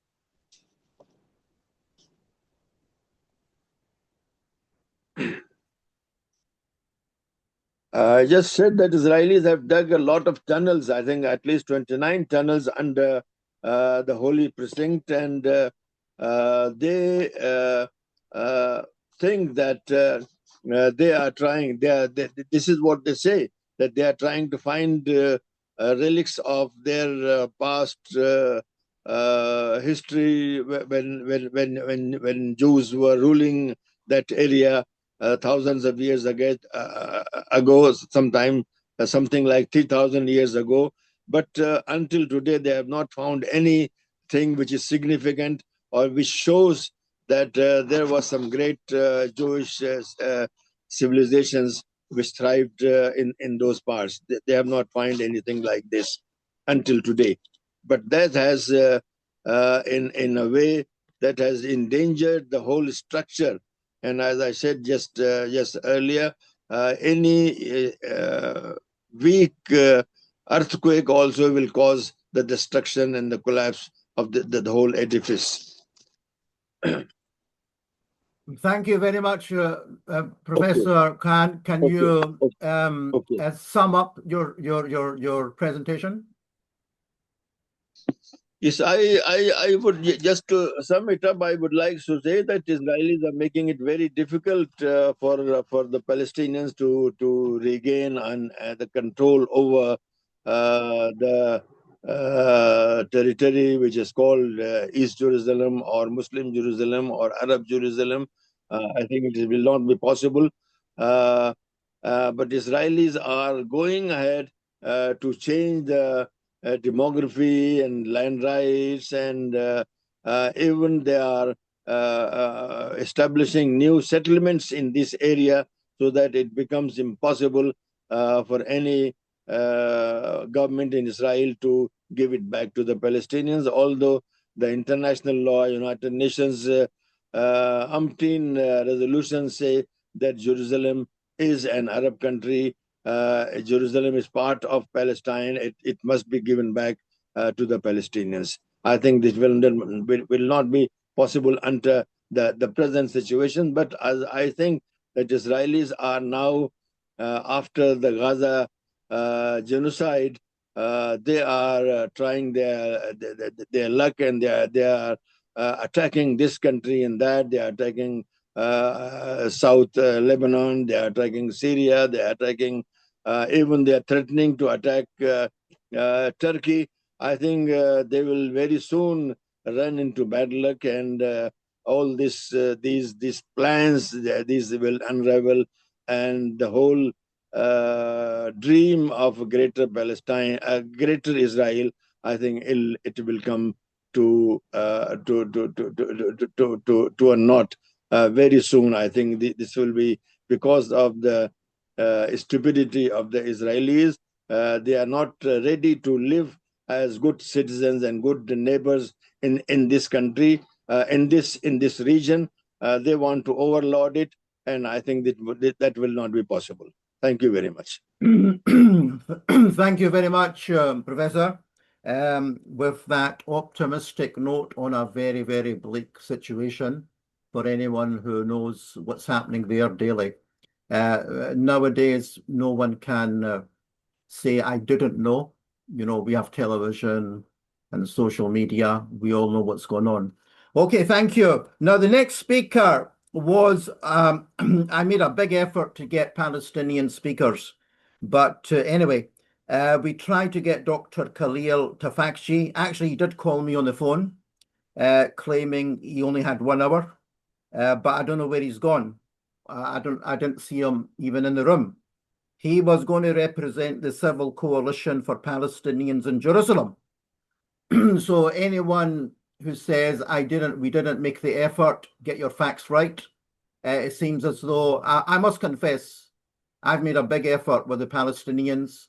You know, it's not good enough just to talk to Palestinians outside of Palestine, but it's important to, you know, get hold of those in Palestine. And unfortunately, there are massive problems, massive. I mean, some Palestinian activists said to me, either our leaders, I'm talking about leaders, have been assassinated, or they're in jail, or they're in exile. but obviously there are still people there. But to hear from them, I'm not saying it's impossible, but it's very difficult. So he's not here, so we move on. So we had two speakers or scheduled for Palestine or Jerusalem in particular, because Jerusalem is at the center of the Middle East, not just Arab, but Middle East situation for those who know and understand. Now, we're going to get some, if I may use the term, heavyweights given an Iranian, Pakistani, Turkish, and Kashmiri perspective. So this will be very interesting. So the first person in the lineup is Dr.Reza Vedadi. Dr. Reza Vedadi, can you unmute yourself? And are you there, sir? Yes, I'm here. Thank you. You can hear me? Of course, yes. Right, good. Just want to make sure because this has been, what's the word, recorded. So you've got 15 minutes now. Because of the current Middle East situation, obviously we can't understand it without understanding the US, Israel, I'm using my liberty, Israel-Iran war, which is ongoing, dare I say, escalating. So we are all ears, as we say in English.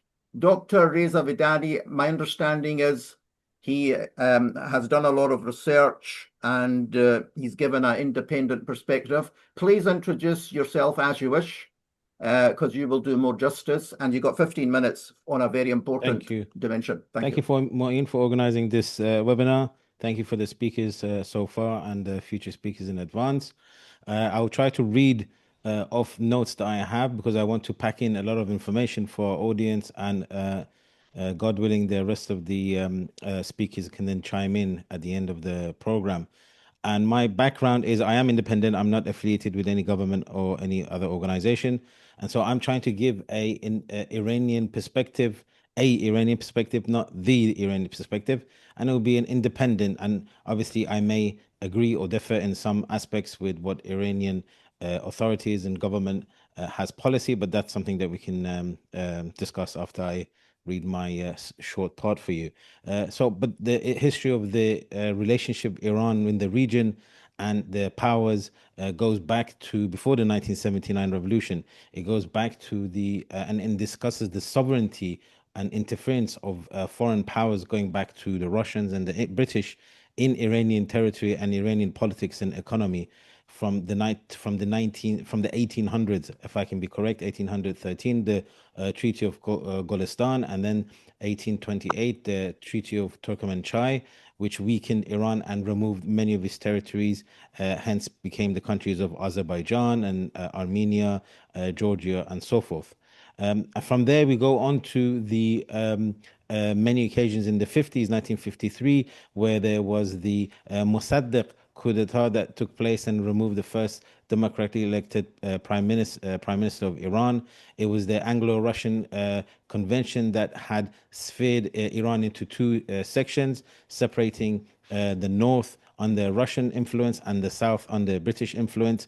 And then came about the Anglo-Persian oil company, which is famously known as BP now. This Anglo-Iranian oil company was the lifeline for the British Empire during its towards the latter stage of its hegemony over the world. And it was one of the reasons why I have discussions with Iranians when they say, oh, the Americans love us. I say, well, then what's the issue? They say, oh, it's the Islamic Republic and the mullahs. I say, well, during Mossadegh's time, there was no Islamic Republic and it was a secular state. Why were they interfering then?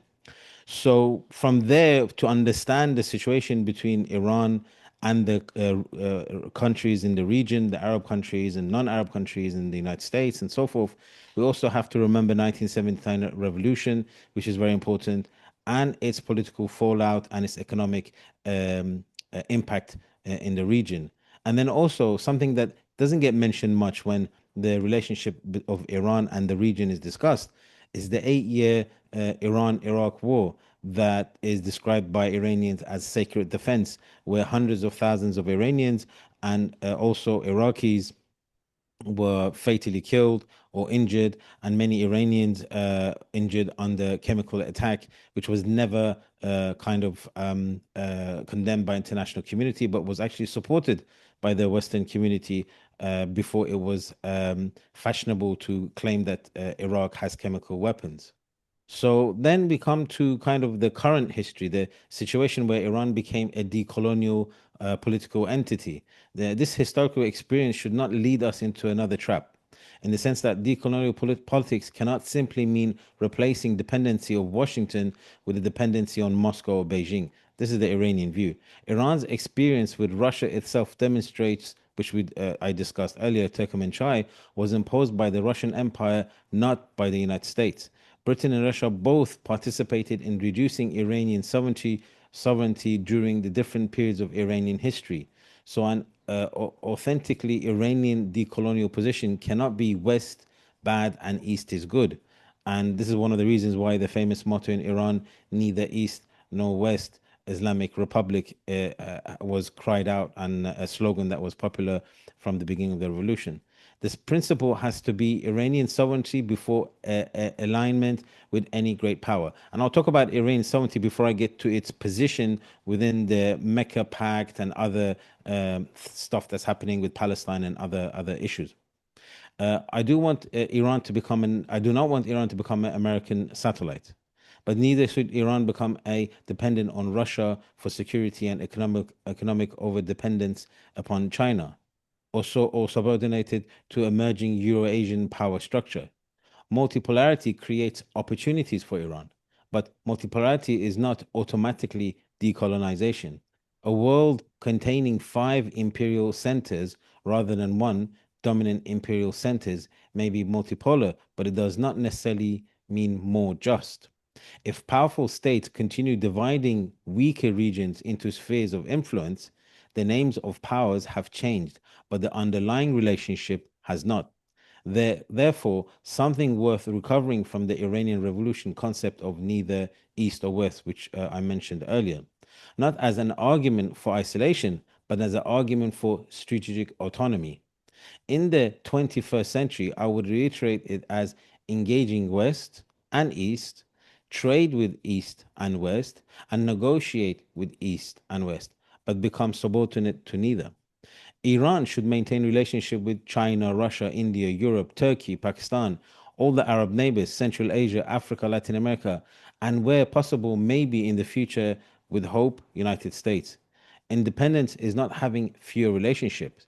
Genuine independence means having enough relationships and alternatives that no single power can dictate to Iran's choice, which is what we're seeing right now with the promotion of the most powerful sanctions ever in history, something that has been repeated for 47 years but has not been completely successful on Iran to weaken it and bring it to its knees. So the present security structure of West Asia contains a basic contradiction. Western states operate military forces thousands of miles from their own territory. Foreign military bases surround much of the Persian Gulf. American military power has become normalized as part of the regional landscape. Yet Iranian attempts to establish deterrence within Iran's own immediate neighborhood are frequently presented as inherent, abnormal, or destabilizing. A decolonial analysis must challenge this asymmetry. We should ask, why has the external military dominance been treated as the natural condition of West Asian security? But this criticism cannot give Iran unlimited license. Iran must also recognize the security concerns of its neighbors. Iranian security cannot indefinitely depend upon neighboring Arab countries feeling insecure. Saudi security cannot be based upon permanently containing Iran. Turkish security cannot rest upon indefinite military intervention in neighboring countries. And Israeli security cannot be constructed through the permanent disposition and military domination of Palestinians. The principle should be no state can achieve sustainable security by creating permanent insecurity for another society, unless you're Israel, because the way they thrive is by causing insecurity around the whole region and using that as a mechanism and a tool for their survival. This is why the Mecca Pact between Saudi Arabia, Turkey, and Pakistan deserves serious attention. Iran should neither automatically reject nor automatically celebrate it. Instead, Iran should ask, what kind of regional order does this agreement intend to create? Is it about reducing dependence upon American military protection? Is it creating indigenous regional deterrence? Is it intended to constrain Israeli expansion? Or could it eventually become a security bloc constructed partly around containing Iran? Those are very different possibilities. From an Iranian perspective, the strongest response would not necessarily be opposition. It could be, if this principle is given regional sovereignty, then broaden it. Bring Iran into the conversation. Bring Iraq, bring Oman, Qatar, Kuwait, and eventually the other major West Asian countries. The aim should be not necessarily be another NATO. It should be a regional collective architecture based on agreed principles. Those principles might include territorial sovereignty, non-aggression, rejection of regime change warfare, mechanism for resolving disputes between regional states, protection of civilian and energy infrastructure, freedom of legitimate maritime trade, regional arms control discussions, opposition to foreign occupation, and collective deterrence against external aggression. That would represent something much more significant than simply replacing an American-controlled alliance with a Muslim military alliance. And if you remember, during Rouhani's administration, a scheme program called HOPE was promoted, where it was to bring the Persian Gulf countries of the Strait of Hormuz together as the Arabs and the Iranians together to provide security for that part of the West Asia. The region does not need, for example, a Sunni NATO facing a Shia resistant axis. That would simply harden another division. And historically, fragment regional blocs have repeatedly created openings for external powers to intervene. A decolonial security system should therefore seek to reduce the significance of competing axes rather than simply strengthening one's preferred axis. We also need to challenge the claim that the Shia-Sunni conflict is somehow the natural organization principle of West Asian politics.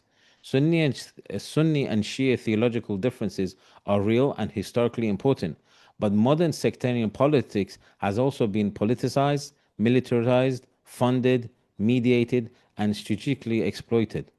Governments have have mobilized sectarian identities. Foreign powers have exploited them. Media organizations have reproduced them. Political contests over territory, resources, and state power are frequently translated into Shia Sunni language. From an Iranian perspective, there are two narratives we should reject. Iran is naturally a Shia enemy of the Sunnis, and also, secondly, Sunni states must therefore organize themselves collectively against Iran. But both produce permanent geopolitical sectarianism. Iran should instead speak as a sovereign Iranian state, a major civilization, an integral part of West Asia.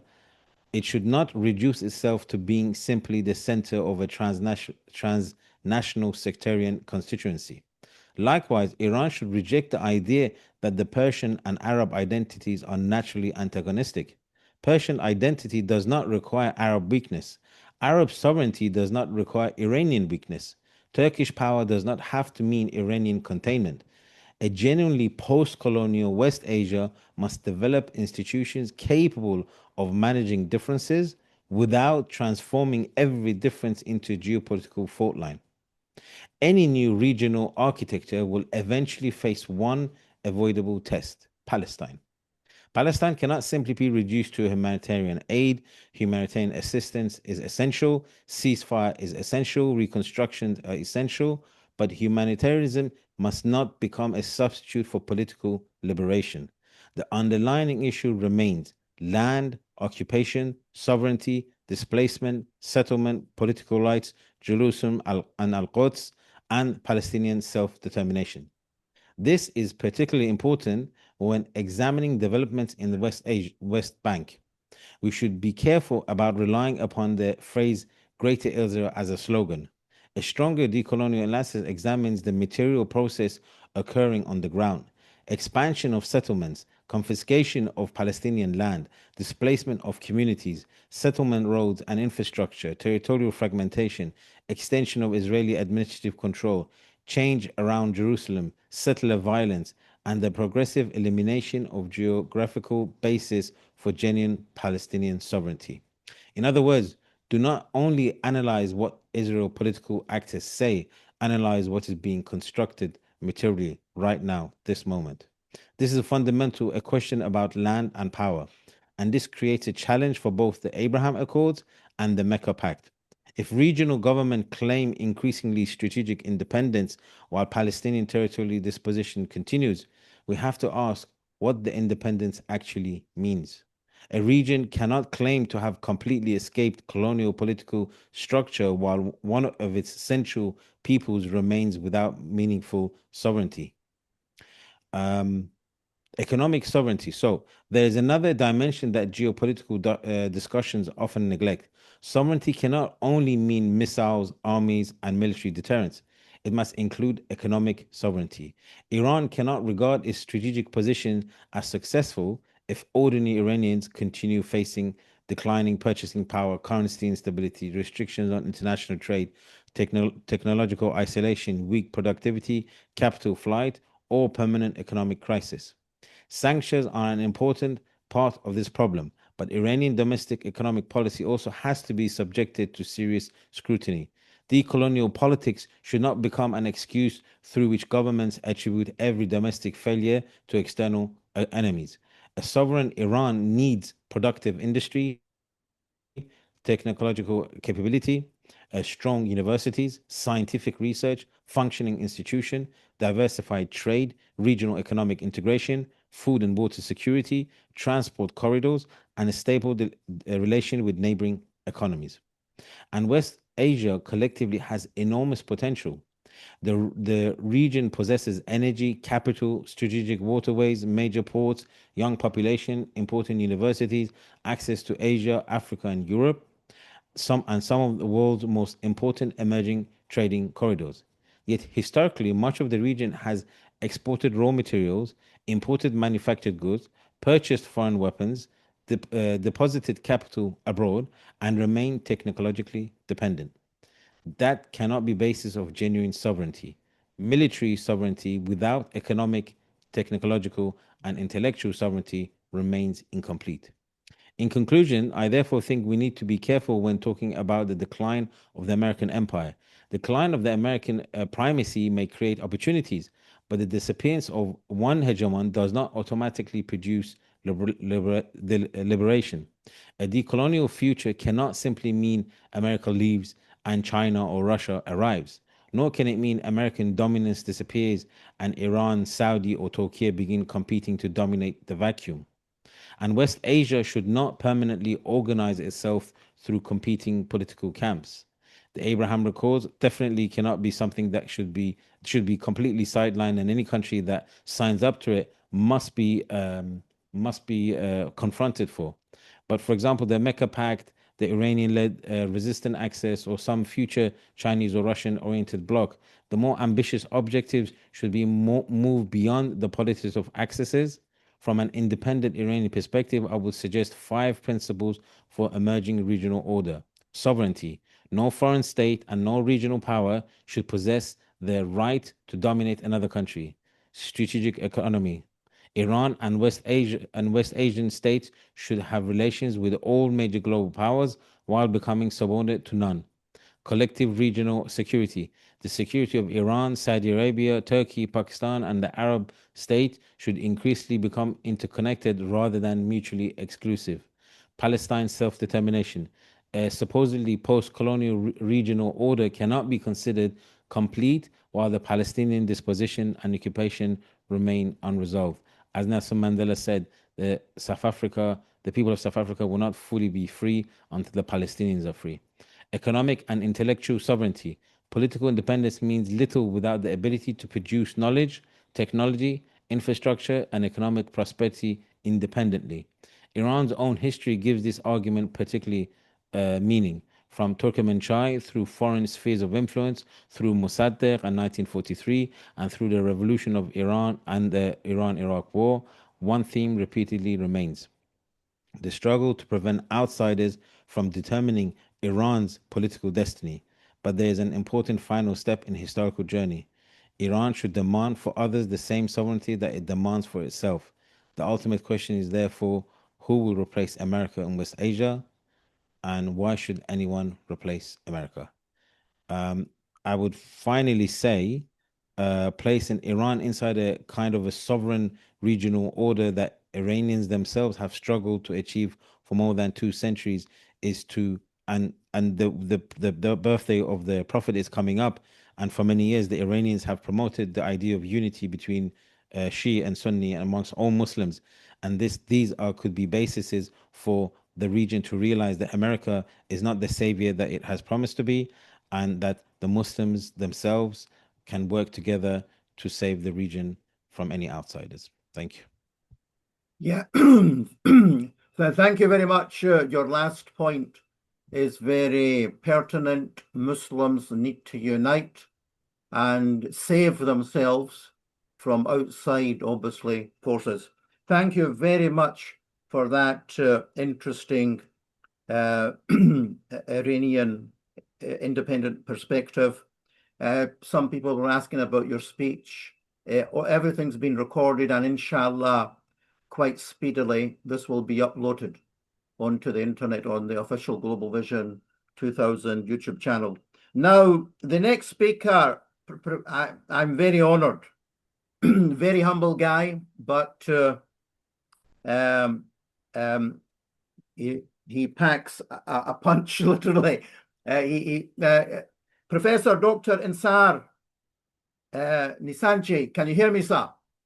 Can you unmute yourself? Okay. Salam alaikum. Wa alaikum salam. Let me introduce you. Thank you very much. I would like to thank and say salam to all the participants. I hope that this meeting, inshallah, will be very, very fruitful for humanity, for the region, and for all the Muslims. These kinds of meetings are very, very, very important to have a common understanding and common initiative in the minds and in the thinking. I would like to thank a lot for Reza. It was really very seminal, his ideas. Today, I will talk about Mecca Accord, its importance.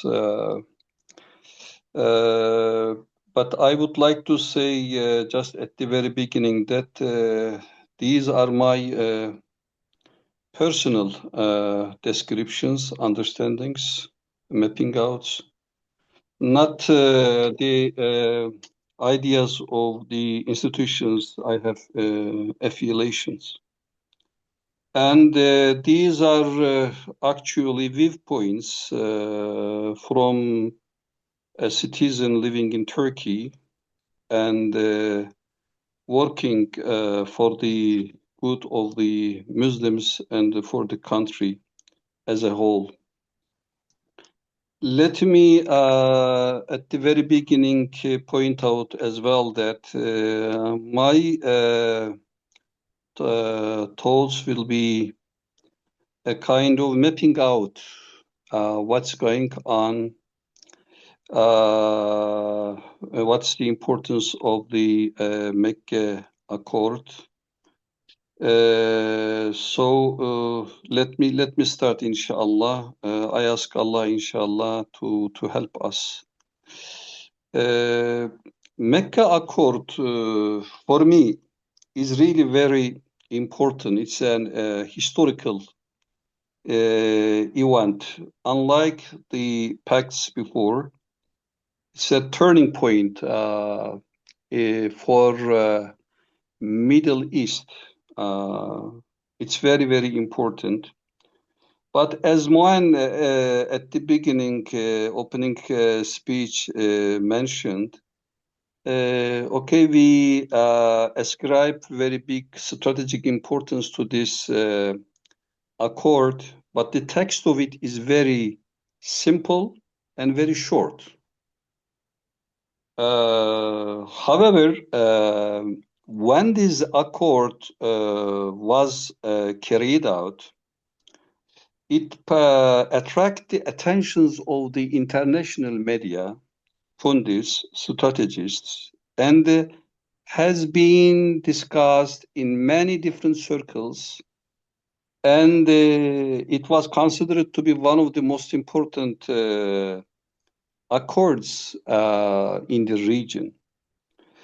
I do think that my personal idea is that this is a turning point. Mecca agreement is a turning point for the region and the wider region, that is the West Asia and the Islamic world, and it will have repercussions at the global level as well. In global environment, it has also its strategic importance. To understand the importance of that, we should not focus on the text of this meeting, of this accord. As I said, the text is very simple and short, but we should focus more on the potential of this text and the intentions of the participants, signatories of this pact. So to understand the potential of this act, this is not, it cannot be evaluated by looking at the texts or the clauses of this accord. Most of the strategists and experts, as far as I observe, are focusing on the text of this accord. Actually, as I said, it's just about, okay, collective defense. The collective defense is a big intention, a target, but it is not defined, the operational side, institutional side, and other diversifications or the descriptions of this item is not being illustrated enough to make it more eligible. However, it's very important. The importance of this accord, as I said, is because of its potential. To understand, to evaluate the potential of this argument or of this accord, we should look at some important points. One, we should look at, I sorted out 4 items. I will talk about them. The first item is to look at the developments at the regional level and the global level. The security environment of the region is really very, very important dynamic that determines the importance, strategic importance of this accord. So I will focus on first about the regional security environment and major shifts in this environment. The second one, I think we should, to understand the value of this accord, we should also focus on the technological developments, the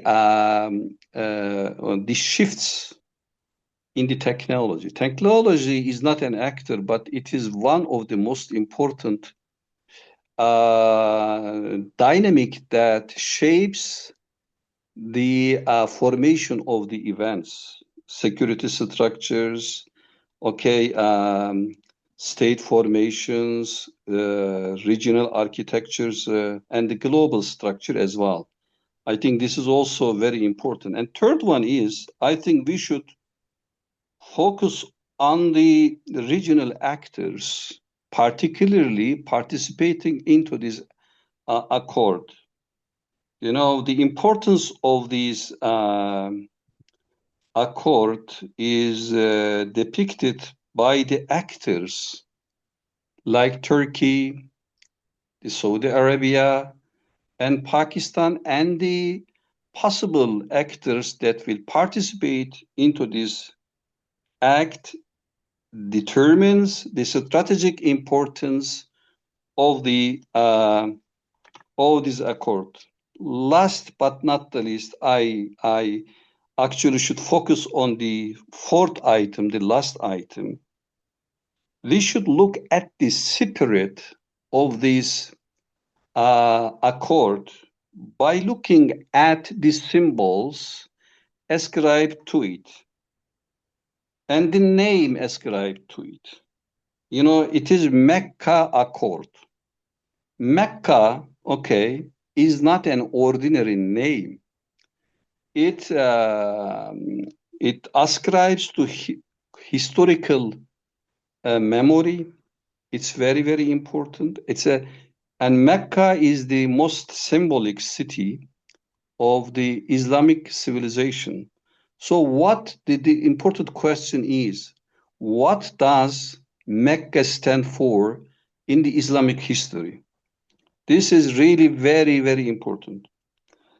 And, you know, it is also conducted in Mecca. The name is Mecca, and conducted in the Mecca, not somewhere else. For instance, in any capital city like in Ankara or Islamabad or Riyadh. It is for the first time such an important act or accord is carried out, is formed in Mecca. So we should look at the Mecca and particularly the importance of Mecca in Islamic history and Islamic civilization. And I'll focus on the Fetih of Mecca. I will call it Fetih. In English, we call it, we translate it as victor, conquest or conquer. Moeen, you can correct me if I am wrong in pronunciation. Fetih is a new understanding, a revolutionary understanding in the in international relations. Okay, we should.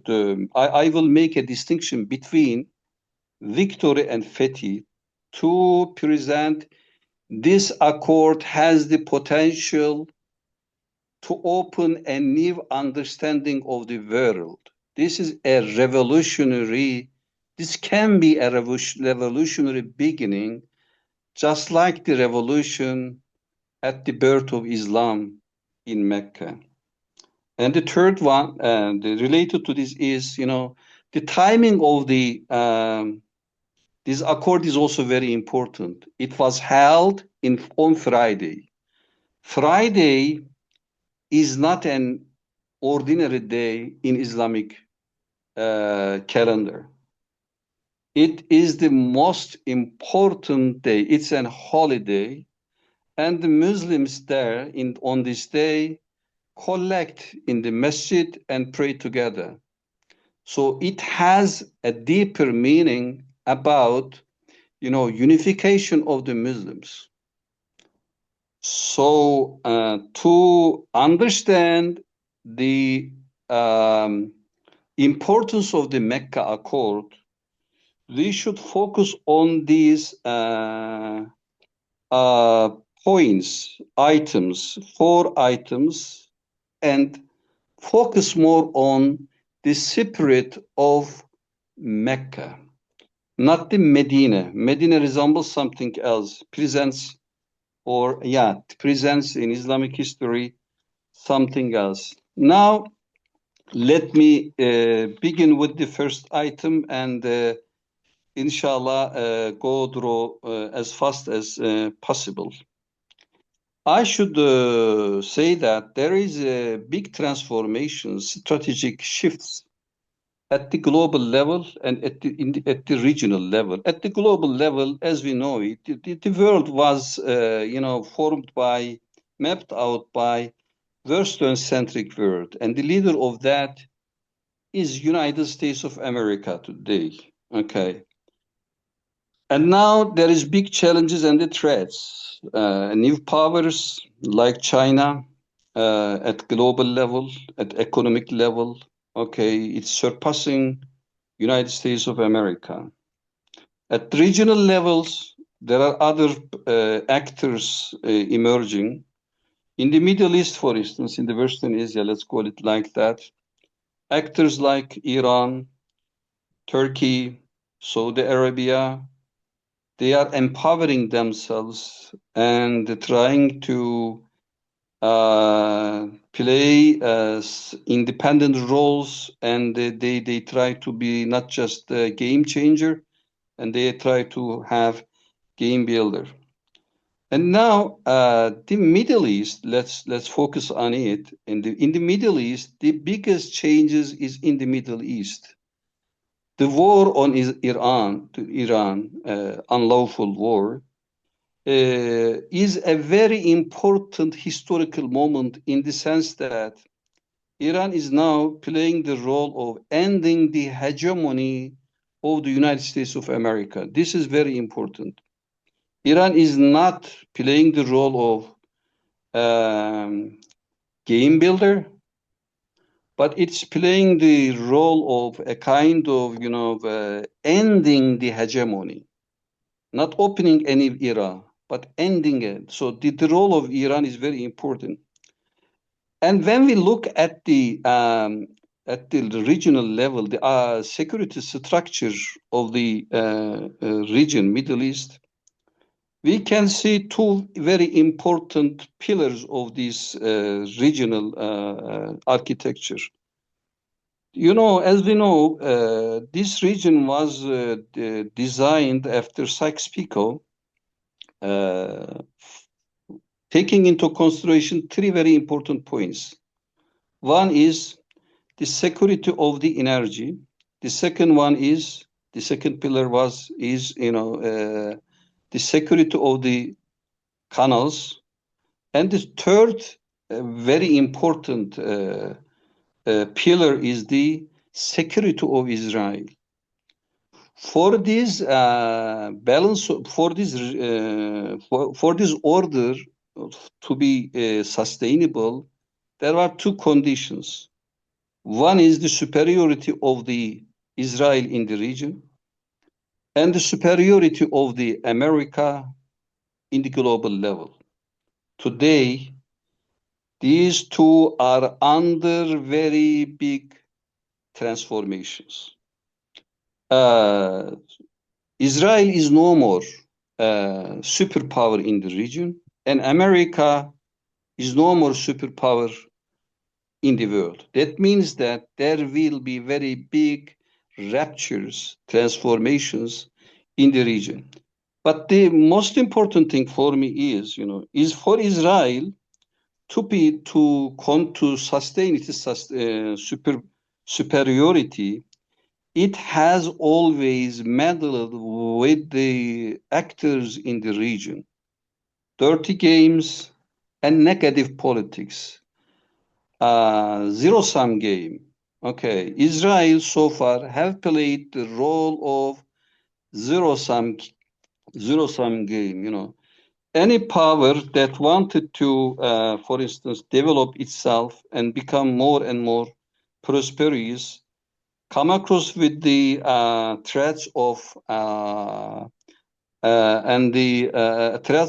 threats of Israel. Israel do not want any power to be a regional power, and so the second strategy was to keep this region divided.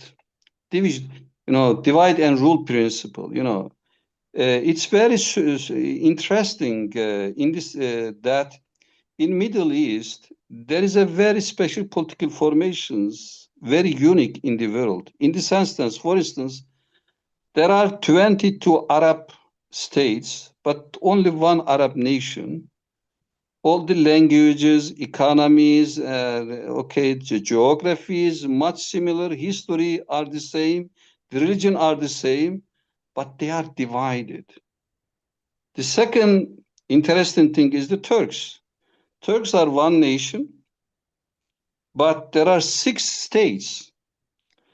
This is really very interesting. This is the result of the Sykes-Picot arrangement in the region to have, global system, to have its domination in the region and around the world. But today, this system is collapsing.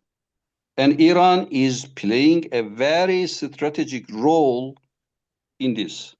I think so much is enough. We can talk much on this, but we can elaborate on this point. But I think I should pass on to the other to understand the importance of the Mecca Pact. What I am talking about, the first one, I say that there occurs a huge void in the region because of the collapsing of the regional architecture.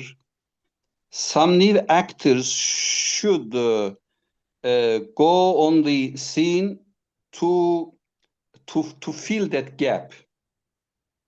So the need for the security is at the highest level in the Middle East. And the order in the Middle East the formation of the order in the Middle East will have its repercussions in the wider region and around the world as well. So it's very, very strategic. The second one is... Professor, can you summarize? Sorry? Can you summarize your argument? Your time has gone beyond 50 minutes. I lack time. So then, okay. Just briefly, Turkey is becoming Turkey, Saudi Arabia. They are transforming themselves to meet the requirements of the new political security environment. Turkey is building 2.0. Turkey 2.0. What is the essence of it? Turkey now is becoming a new China in the region. At security sector, what China did in economic sector in the world, Turkey is doing almost the same in the security sector. Turkey is really having a very good performance in new technological developments, okay? And the new understanding of Turkey is very important. Turkey is not just shifting its technology, but its mentality as well. The essence of the mentality is Turkey is, how to say in English, transforming nationalist understanding to a more inclusive political identity. This means that Turkey now is getting closer to a Pax mentality, not from a nationalist mentality to a Pax mentality. That is, all the minorities or constituents in the region can have a say in the formation of the vision in the region and around the world. For that reason, for Turkey, one of the most important things is to fight, of course, against the enemies. This is important, but fighting against the hostility is more important than making a victory over the enemy. To clarify it, I'll give an example. Turkey had there was a very big crisis between the Azerbaijan and the Armenia. There was an invasion of the Karabakh. In this war, in this crisis, Turkey contributed to Azerbaijan a lot and had a victory over Armenia. But soon after the victory on Armenia, Turkey tried to be friendly with the Armenians' future. Turkey offered them to have a common future work together, live together. For that reason, the most important rapprochement between Turkish neighbors happened between the Armenia and Turkey. The same policy is being carried out within Turkey as well. For instance, Turkey is now having very good relations with the ex-terrorist organizations and with the Kurdish separatism. They now having, the Turkey says that now we have common future, let's now build a common future together. Okay, because of the time, I want to omit the third item and focus on the Mecca. Mecca is really very important in the sense that, you know, the Fethi Mecca was, it is not a victory. It was a Fethi. Inna fetahna leke fethan mubina. In Quran, in the sense that it is not fighting against the enemy to annihilate it. It's a kind of empowering yourself to open a common future for everybody. When Mecca was conquered by Hazrat Muhammad والسلام, and Islamic army, there the speech of Prophet Muhammad is really very important. He said that today is not victory for Muslims, but for all these residents of the Mecca. This is opening of the Mecca. So there is not revenge, there is not hostility, but there is the understanding of mutual tolerance and coexistence. This is very important. So Mecca means that we are now opening a new page, a white page, where all the participants will be evaluated as very valuable. There is no enemy. The language of hostility is not used. That is why in Mecca Accord, there was not the language of enemy, and the enemy was not defined. Just the concrete decision to work together. And this accord is open to all sides, all the actors. Anyone trying to want to play a positive role can come together with us. So I think that the Mecca, for that reason, the spirit of Mecca is very important in defining, in understanding the deep dynamics, shaping the vision of the Mecca Accord. So Mecca Accord, I think, is the beginning, an opening page that will be written by the participants in the passage of the time with the new experiences. So, and the day of the Jummah, it means that the region will unite together, and the national borders was actually hindrances for all the potential power of the region, particularly for the cities.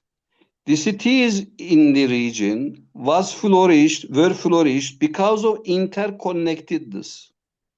But the national borders separated all these cities, and so the cities couldn't find the facility to flourish.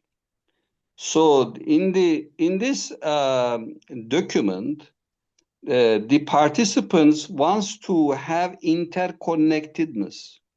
That is why there are very important road plans connecting the cities and opening the new silkways, etc.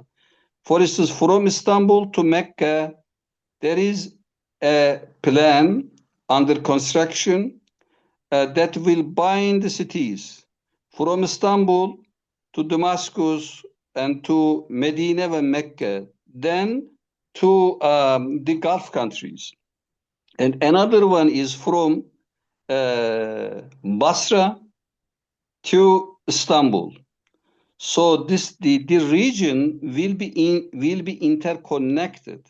When the interconnection is completed, a new spirit will emerge, and the region will turn its bright days in the history.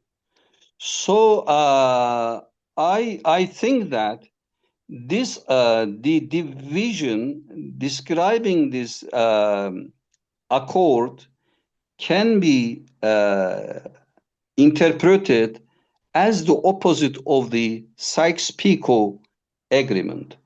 This is just the annihilation of the colonizers mapping out and new beginning for the domestic actors, regional actors, to map out their own understandings in the region. Thank you very much. Yeah, thank you very much, Professor. I know you went over time, but you had a very important things to say, and we need a conference on it, actually. There's no point rushing these things. They need to be discussed properly. We've got two last speakers, one from the Indian Kashmir perspective and also one from Pakistan. Because of load shedding, I'll ask Ali Zain Naqvi from Karachi to speak first on 15 minutes, and then Mubeen. Syed Ali Zain Naqvi is a research analyst. He's also a media producer and political commentator. He's involved with media outlets like The Narrative in Pakistan and Creed Times, and also other TV channels. Over to you, Ali. Thank you very much. Hello, and first of all, thank you to the Global Vision 2000 for this amazing opportunity. Am I clearly audible to you? Yes, we can hear you. Yeah. Thank you. First of all, many congratulations for the days of arrival of Prophet Muhammad, peace be upon him, and the access of the unity of Islam and Muslim Ummah. And also the days of unity, the week of unity, especially the 12th RABI to 17th RABI, to everyone, to every Muslim around the world, and to other religion that will follow the teachings of Holy Prophet. So here I'm at a transitional period which decide the fate of the next half century. As mentioned in the theme, if we define the World War III and the greater Middle East region, I would use the term West Asia rather than Middle East, because it's a colonial term, Middle East. So I would try to use the term West Asia instead of Middle East. So if we define the war as a great war where all world is involved, yet its end define the fate of the countries, we could say a new world order, and we could say we are amid of World War III since 2010, not from 2026 or 2023. And the battleground for this world is, battleground for this war is being the West Asia. And I'll analyze the key point of this conference critically, view about the Makkah Pact 2026 in a broader way, because we have very much low time. If I couldn't able to explain, I have written an article regarding the Makkah Pact. I will definitely share it with you. It's been 24 aspects of the Makkah Pact 2026. For this conference, I would not simply accept the themes of assumptions that are strong critical intervention should ask that is the miracle-led order really collapsing, or is it being transformed? Are the emerging regional pact genuinely sovereign alternatives, or are they reproducing the security dependence in a different form? Because we have also signed the so-called the Makkah Pact or Saudi Pact back in 1960s and 70s during the era of Ayub and all. It's not the first time and neither the last. And can a military pact actually address the political roots of Israeli expansionism? So we will be discussing today. So respected scholar, distinguished guest, and fellow participant, with your permission, and it's my honor to speak in front of you people. Beginning my address. So the central question before us today is not simply whether the American-dominated international is declining, but the deeper question is, who comes after it? And more importantly, who get to shape what's come after it? Because the history teaches us that the collapse of one order does not automatically produce just order. An empire declined without imperialism disappearing. A hegemon can be weakened without hegemony ending. And a new multipolar system can emerge without the people of global south actually become sovereign. Therefore, I believe we must critically examine the transition taking place before us. The number one, and above all, is the American-led order actually disappearing? The post-Bretton Woods system was never a simple economic arrangement. It was a system of interconnected powers, especially the financial power, military power, technological, energy, diplomatic, and ideological power as well. So the United States established extraordinary influence through the dollar, global financial institution, military alliances, overseas bases, control over the strategic maritime routes, and the ability to impose sanction far beyond the territory.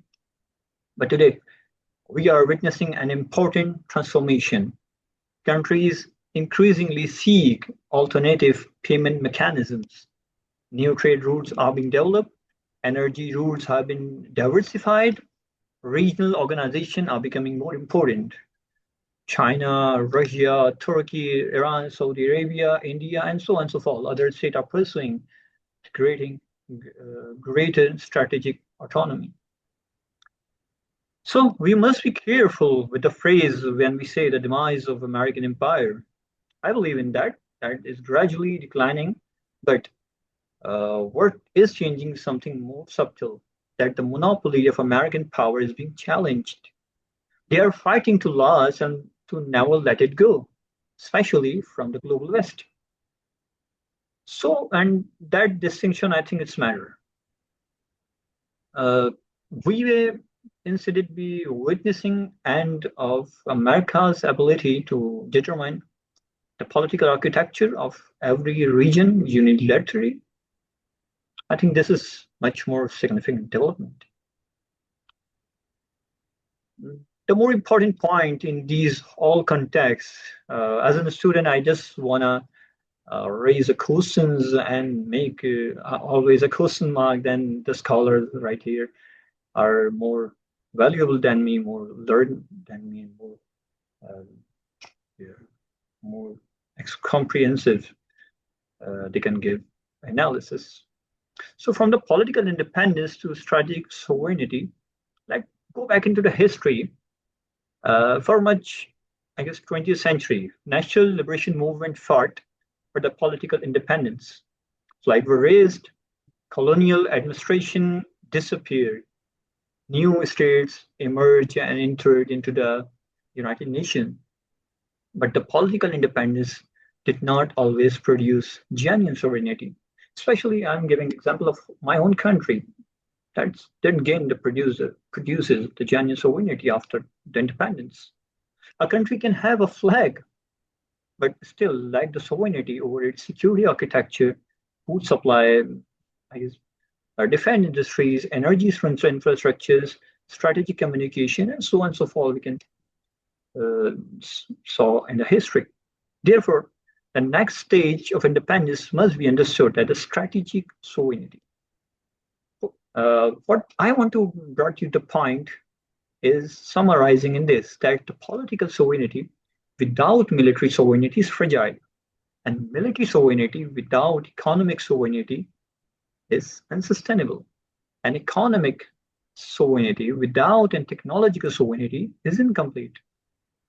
And lastly, the technological sovereignty without control over the information and narrative is vulnerable. This is why the present transformation is larger than a rearrangement of alliances. It is a struggle for control the means of survival and the decision making. The context of the theme which Sir Moeen has sent me was also mentioned about the wars from 1973 till now.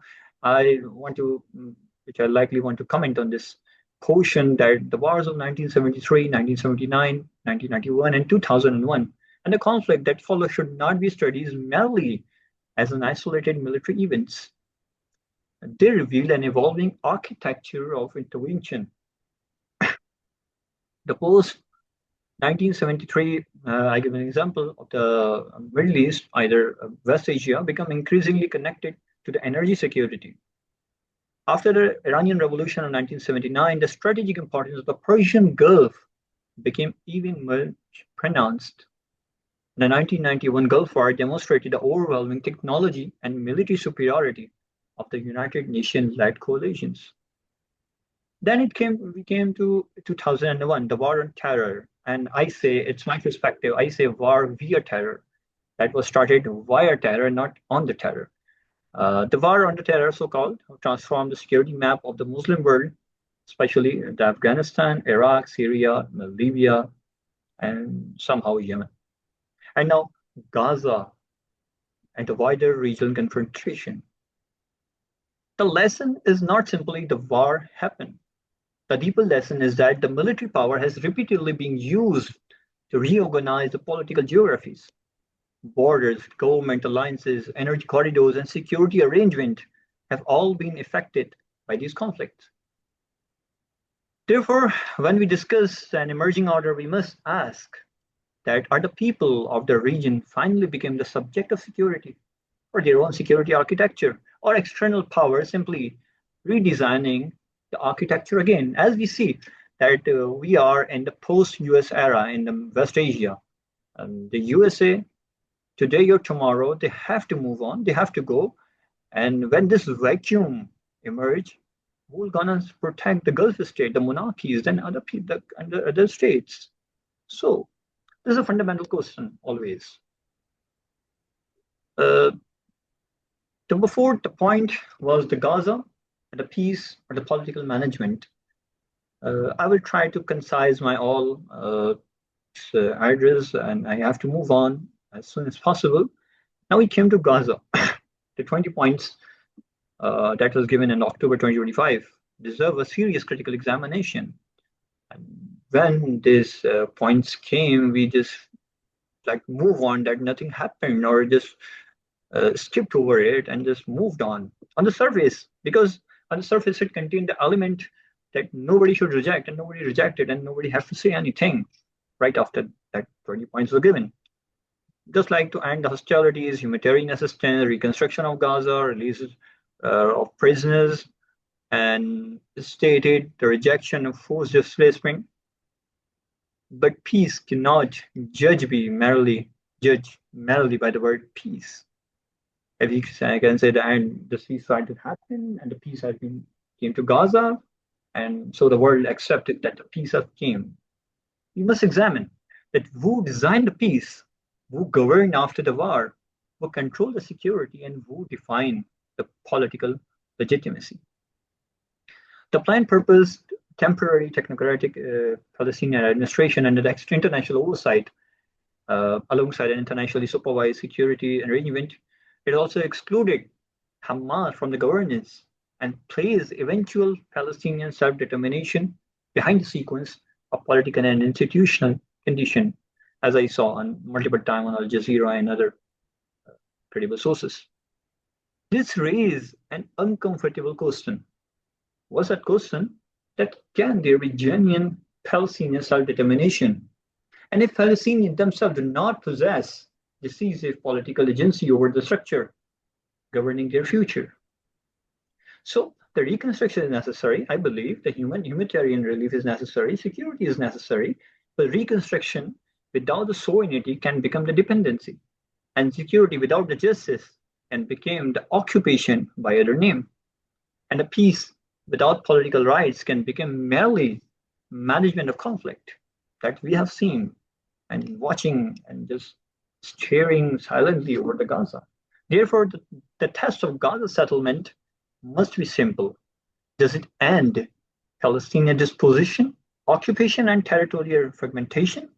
Or does it merely freeze them into the new political arrangement? Thank you very much. Thank you very much, Ali. We are up against Zoom. We will have to close the meeting within a few minutes. Can you sum up your presentation, please? Okay. The West Bank question cannot be separated from Gaza. That's my next point, and it will be treated the settlement expansion. Another weakness in the discussion about the Gaza's tendency to treat Gaza as an isolated problem, and it is not. Settlement expansion, restriction, and policy movement, and total fragmentation. The de facto annexation we are seeing in the West Bank are always being neglected fundamentally after the possibility of viable Palestinian political entity. Last but not the least, I would come to the point of the Makkah joint defense agreement that is related to my own country. So just allow me the few minutes I can summarize it. Either I will send the document. Sir Moeen. You can send the document as I mentioned, but please summarize it. We need another between everyone here. We need another conference. There's no point rushing things. Yeah, carry on. Okay. Makkah joint, just give me 5 minutes, I can conclude it. Saudi Arabia, Turkey, and Pakistan, as we see in the defense agreement, established a collective defense framework that should be examined, and that's the current political scenario I have to touched on. That which an arm attack, they say, then against one is treated against all three, was undoubtedly significant, but we should neither exaggerate or dismiss it. It is not automatically a new NATO or automatically a new Islamic military bloc, as the Saudi official says. So therefore, an important question is not, is this alliance is against Iran or pro-Iran? The important question about this we have to raise and we have to talk about is, can this become an architecture of genuine regional deterrence or strategic autonomy, or something like the peace board or Islamic NATO, so-called, we had in future past with the Saudi Arabia. The most important question which the people have and the billions of Muslims have, I want to mention that the Makkah Pact is about a deterrence to sectarianism. I answer it so simple that it will depend less on its founding declaration and more it's on future application. If collective defense means we will not allow external aggression against any Muslim state, then it represents a potential reported step toward the regional sovereignty. And if collective security becomes that we will protect some state while treating others enemies because of sectarian and geopolitical alignment, that the concept of Muslim collective security becomes solo. And it already has too many, and I don't think so.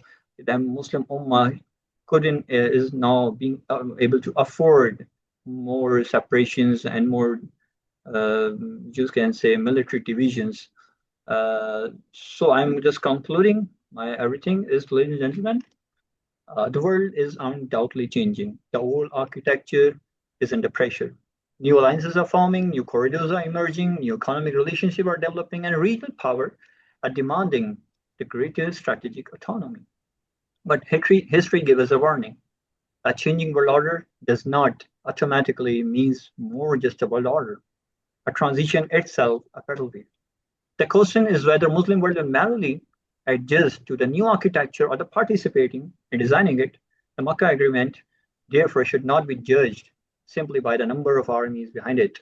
It should be judged by whether it developed into the principle of collective sovereignty or selective sovereignty.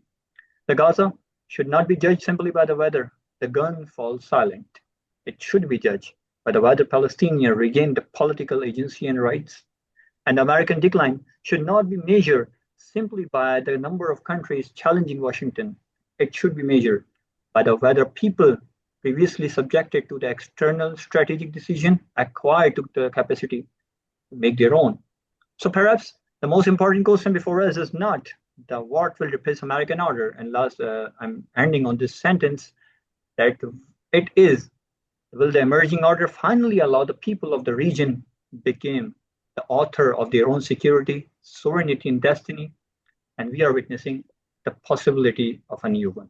Thank you so much. Yeah, thank you very much, Ali Zain Naqvi. As you can see, all these topics need separate conferences.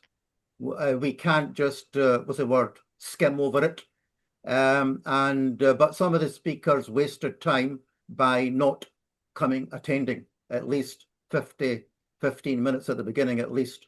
Anyway, moving further, the last two speakers try to be tighter, but the next speaker is Dr. Mubeen Shah from the Kashmir Diaspora Alliance, and he is from the, if I may use a term, from Srinagar, if I believe, from the Indian side of Kashmir. Over to you, sir. And then Dr. Thomas Daffern, last but not least, he's got something very important to say. Okay, over to you. Thank you, Moeen, for allowing me to speak on this important platform. Distinguished speakers, ladies and gentlemen, let me begin by saying that I approach the title of this conference, World War III and the Greater Middle East, with some caution. I do not believe that we should casually declare that World War III has already begun. World wars are not defined simply by the number of wars taking place in the different parts of the world, but I do believe we are witnessing something potentially more dangerous. The fragmentation of the international security order into interconnected regional conflicts, competing strategic partnerships, military alignments, economic warfare, and nuclear deterrence. And the danger is that these separate conflicts may no longer remain separate. A war in the Middle East affects the Gulf affects the energy supplies, energy affects China, India, Europe, and the global economy. Iran is connected to Russia and China. Turkey is a NATO member, but is simultaneously pursuing greater strategic autonomy. Pakistan is connected to China, Turkey, and Gulf. India is deeply integrated with the United States, Europe, Israel, and the Gulf. And behind all of this is the increasingly intense strategic competition between the United States and China. So the question I would like to ask today is not simply, has World War III begun? My question is, are we constructing the conditions in which a series of regional wars will eventually become a global confrontation? And if that is the possibility we are confronting, then I want to bring into this discussion a region which may not normally be considered part of the Greater Middle East, and that is Kashmir. Because Kashmir is not likely to be the place where World War III begins, but it is one of the places where a global confrontation could intersect with the unresolved conflict between two nuclear-armed states. The Middle East is no longer a regional problem. The first point I want to make is that what is happening in the Middle East can no longer be treated as a self-contained regional conflict. The war involving the United States, Israel, and Iran has already demonstrated how quickly the consequences can spread beyond the battlefield. The Strait of Hormuz is the clearest example. As we meet today, the situation around Hormuz remains extremely serious. US pressure on Iran has intensified. Iran has threatened a further military response, and shipping through the strait has been severely reduced. Oil prices have risen as markets respond to continuing uncertainty. Only today, Reuters reported that Iranian oil export to China has fallen sharply and that Iranian crude is increasingly difficult to move through the strait. This demonstrates something fundamental. A conflict can remain geographically regional while its consequences become global.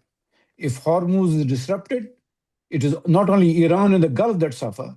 China suffers, India suffers, Europe suffers, Africa suffers. The global economy suffers, and therefore the geographical boundaries of war no longer define its consequences. The danger is escalation through entanglement. There is another reason I'm concerned about the language of World War III. Wars do not necessarily begin because leaders decide one morning to start a world war. They can emerge through entanglement.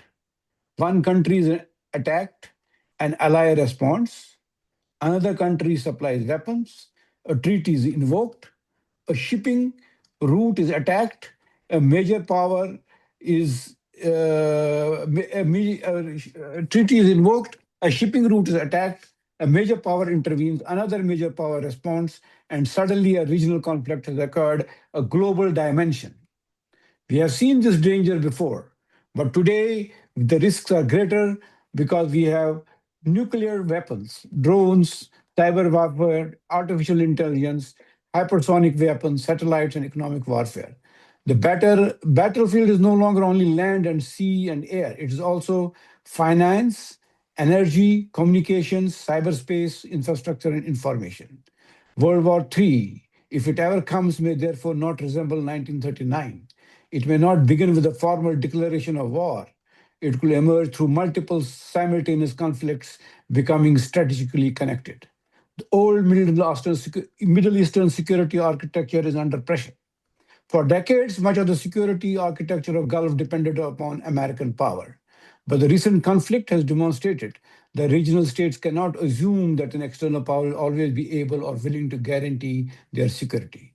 This has produced a new strategic calculation.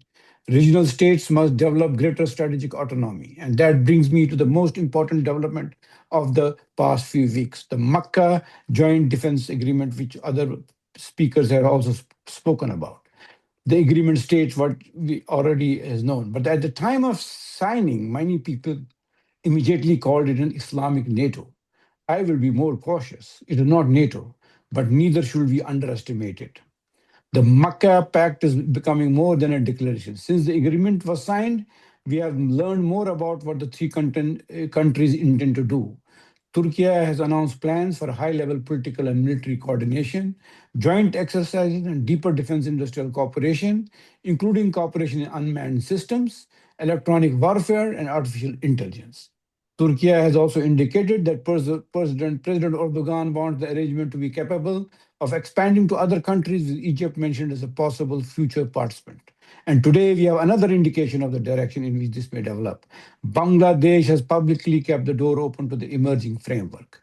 So we should not look at the Makkah Agreement simply as a three-country treaty.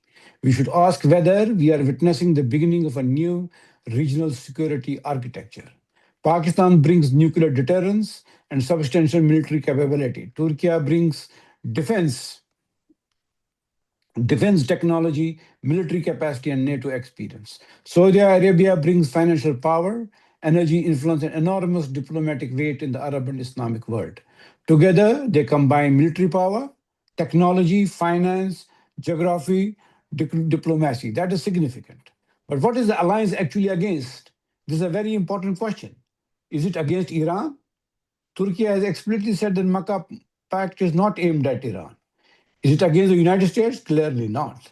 Turkey remains a NATO member. Saudi Arabia remains deeply connected to Washington. Pakistan itself continues to engage with the United States. Is it against India?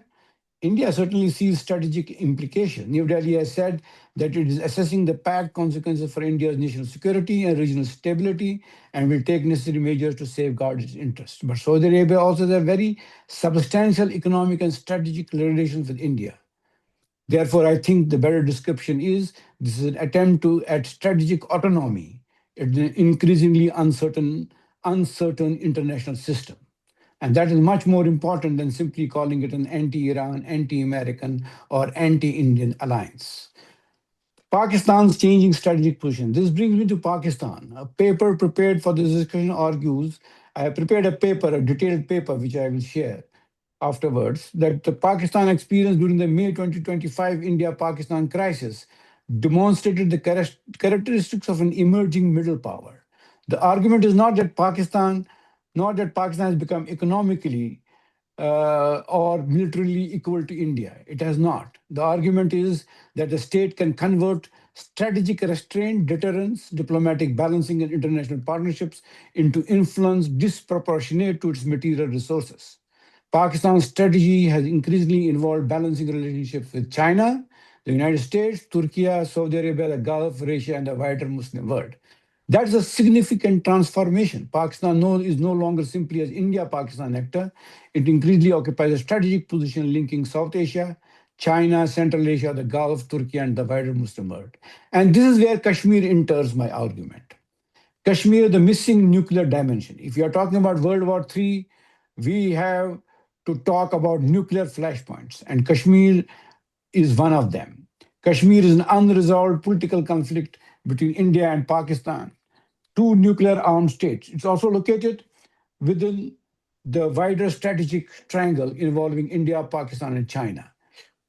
China is deeply connected to Pakistan. India and China are strategic competitors. Pakistan and India remain strategic rivals, and therefore a serious India-Pakistan crisis over Kashmir does not necessarily remain an isolated bilateral matter. That does not mean that China will automatically enter a conflict. It does not mean that the United States will automatically enter one. It does not mean that Turkey or Saudi Arabia will automatically become combatants, but it means that the strategic environment surrounding Kashmir is becoming increasingly complicated. And that is why Kashmir should be part of today's discussion about World War III. Kashmir should not become another theater of global. This is my message concerning Kashmir is therefore very simple. Kashmir must not become another theater in the emerging global confrontation. The people of Kashmir have already suffered from decades of conflict. They should not now become collateral victims of a new contest between global and regional powers. The international community should therefore be asking, how do we prevent an Indian-Pakistan crisis from becoming entangled with a larger geographical confrontation? That is a legitimate World War III question. And there has to be very important development this week. There is another development which occurred only days ago and which I believe is extremely relevant to this conference. During his visit to Srinagar this week, the US ambassador to India, Sergey Gore, described Jammu and Kashmir as an important part of India. Pakistan responded by summoning the senior US diplomat in Islamabad and lodging a formal protest rejecting the characterization of Jammu and Kashmir as part of India.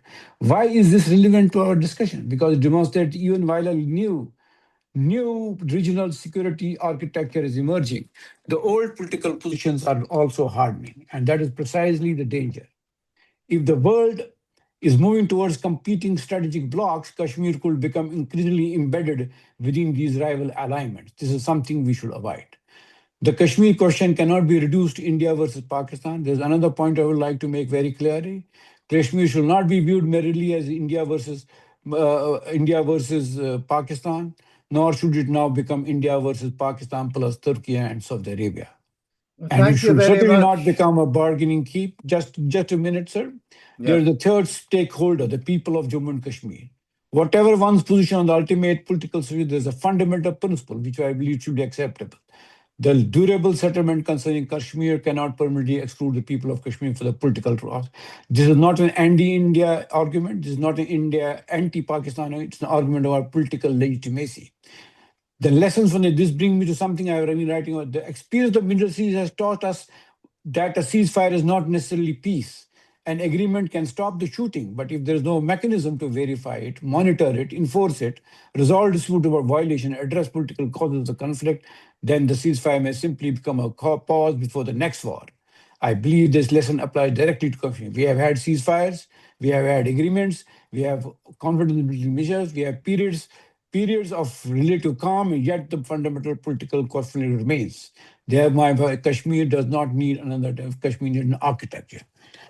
What should be the architecture? The Kashmir Regional Peace and Security Initiative should be a mechanism there for preventer and a verifiable cherish. For Kashmir is therefore not that Saudi Arabia, Turkey, and Pakistan might somehow solve Kashmir. They cannot, nor should they. It is important is that a new regional architecture may provide new diplomatic space.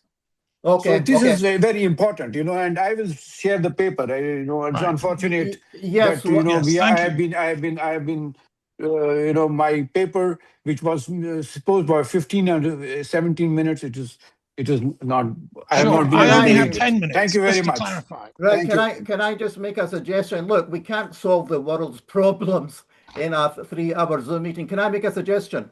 If you have a paper, send it to me. We have an international website. We will consider it. Right, over to you, Dr. Thomas Daffern. Last but not least, he has something very important to say from the International Institute for Peace Studies and Global Philosophy. Over to you, Thomas. Right, so I'm speaking as a historian and philosopher, which is slightly different to the other speakers. I'm not doing a geopolitical international relations type of thing. My paper is simply called 10 Points for the World War III webinar. And, you know, I was told 10 minutes. I'm going to do it. I only have 10 minutes because the system is shutting in 10 minutes' time. Yes, yes. Point number one, we must prevent World War III breaking out, as it cannot be won. The massive effects of destruction and nuclear weapons mean that World War III is absolutely something we must prevent happening. Nobody can win that. And if you doubt that, you must watch a film called An Ordinary Insanity by Daniel Ellsberg. It was his last testament. He's just died. I can send you a free screening. Point number two, we must acknowledge that all four monotheistic religious systems of the Middle East share the blame for weaponizing the Middle East. Zoroastrianism, Hebrew religions, the Christianities, and Islam. Each of these four have generated holy warrior traditions. Each of them have demonized the enemy. Each has invented a God image who glorifies in mass killings in the name of justice and holiness. But each has also developed more sophisticated warrior traditions, which finesse belligerence with morality. 3, a radical new hermeneutic is required of all the scriptures, of all the faiths, of the entire Middle East, and from all epochs of history. This is why I've undertaken a 10-year commentary on the Quran, a 10-year detailed line-by-line commentary on the 6 Gospels, and an ongoing commentary on the Ketuvim and on the Zoroastrian texts and others, Buddhists. Hundreds of other commentaries and critiques exist, but actually nothing as detailed in English and as up-to-date as my own, and nor with the same hermeneutic irenic ambitions. Why is the Middle East uniquely fractured in this way? Well, I argue in my commentaries and in my philosophical writings, it's because it was the epicenter of alphabetization, which brought with it proliferation, but also oversimplification. In English, it's because it's where the alphabet was invented. 4, from the perspective of the perennial oral, goddess-friendly wisdom traditions, all these monotheistic wisdom religions of the Middle East are actually oversimplifications and overloadings onto a primal Pacific tradition. And yet all of them are attempts to get back to this imagined paradise epoch.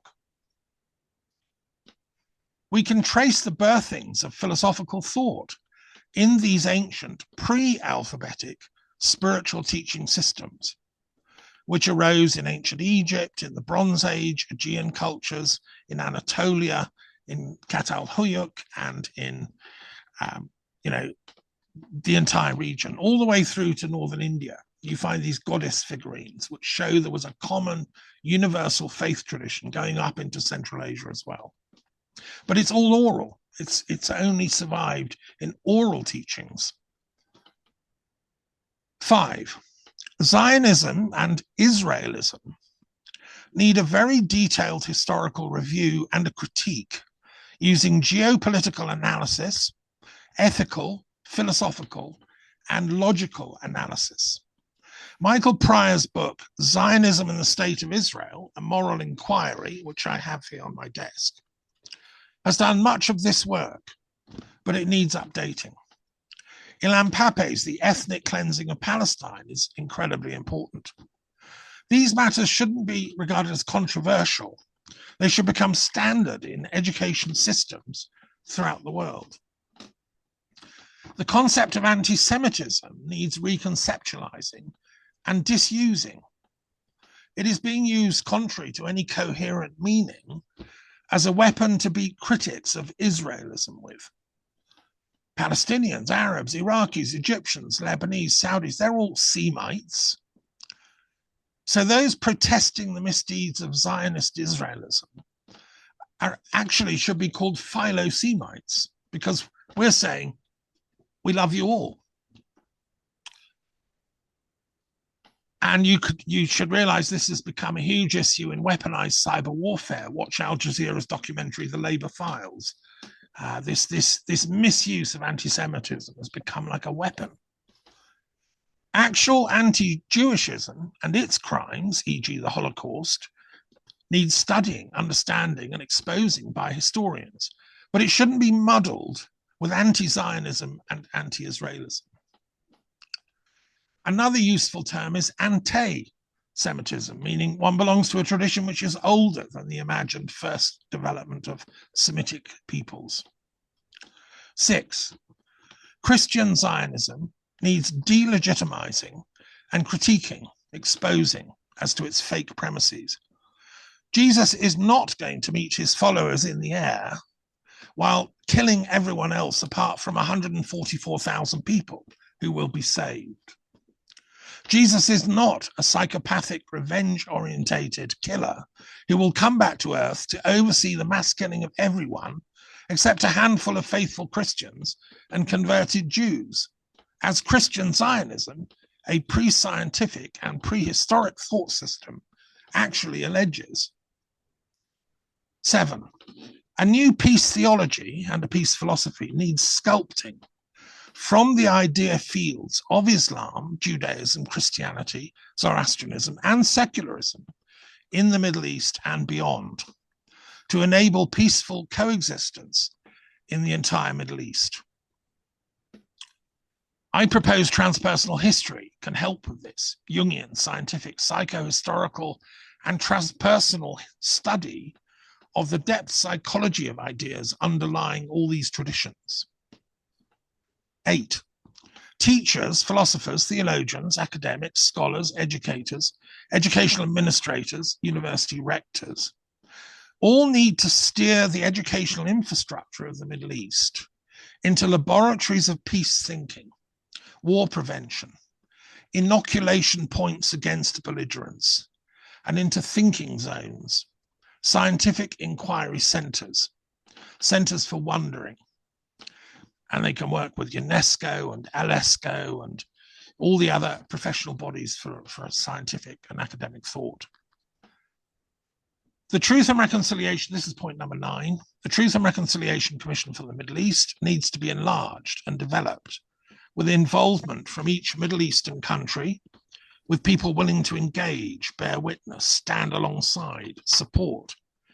And it needs endorsements from academics and intellectuals, people of all faiths from across the Middle East, and indeed the entire Islamic world, and the worldwide diaspora of Middle Eastern peoples. And number 10, finally, the splits of Islam into different factions need healing, e.g. Shia, Sunni, Israeli, Druze, Ismaili, Druze, Alawi, Sufi, secularists, socialists, etc. They all need to engage with one another to find common ground and to ask, where is the universal voice of Islam now in our era? And what does it say, most importantly, about the way to peace for humanity now? The Meccan Pact needs extending to include Iran and all the other Islamic countries of the Middle East. So an attack on any of them is an attack on them all. The theological spadework needs to be done to work out a peace and non-aggression pact between these different branches of Islamic thought and practice. The Interfaith Peace Treaty is available for signature, which I authored. And it's been translated into Arabic. It needs to go into Urdu, into Persian. It's in Russian, Japanese, and so on. It's got a website. And finally, the 99 Names of Peace, which I wrote a 2-volume book a couple of years ago, lists the vocabulary of peace discourse in 99 languages, including many from the Middle East. And, you know, every university in the Middle East region should have that. It should be translated into Urdu, into Arabic, into Persian, and Turkish, of course. So I've truncated my remarks because I was given 10 minutes, and I hope I will thank you. share the text with Moeen. He can forward it. Yeah, thank you, Thomas. I know we've not done justice. We were going to send out a letter to the emirs to end the hunger in Gaza. I've written it. I sent it to you. Yes. Yeah, okay. I'll send that to people. Join the WhatsApp group if you're new. Thank you for attending. Obviously, we need to be more time conscious, but we've done what we can. And God bless to everyone. You can contact me by email or WhatsApp or phone. I think we'll terminate it because it's going to close anyway. Thank you. God bless. Take care.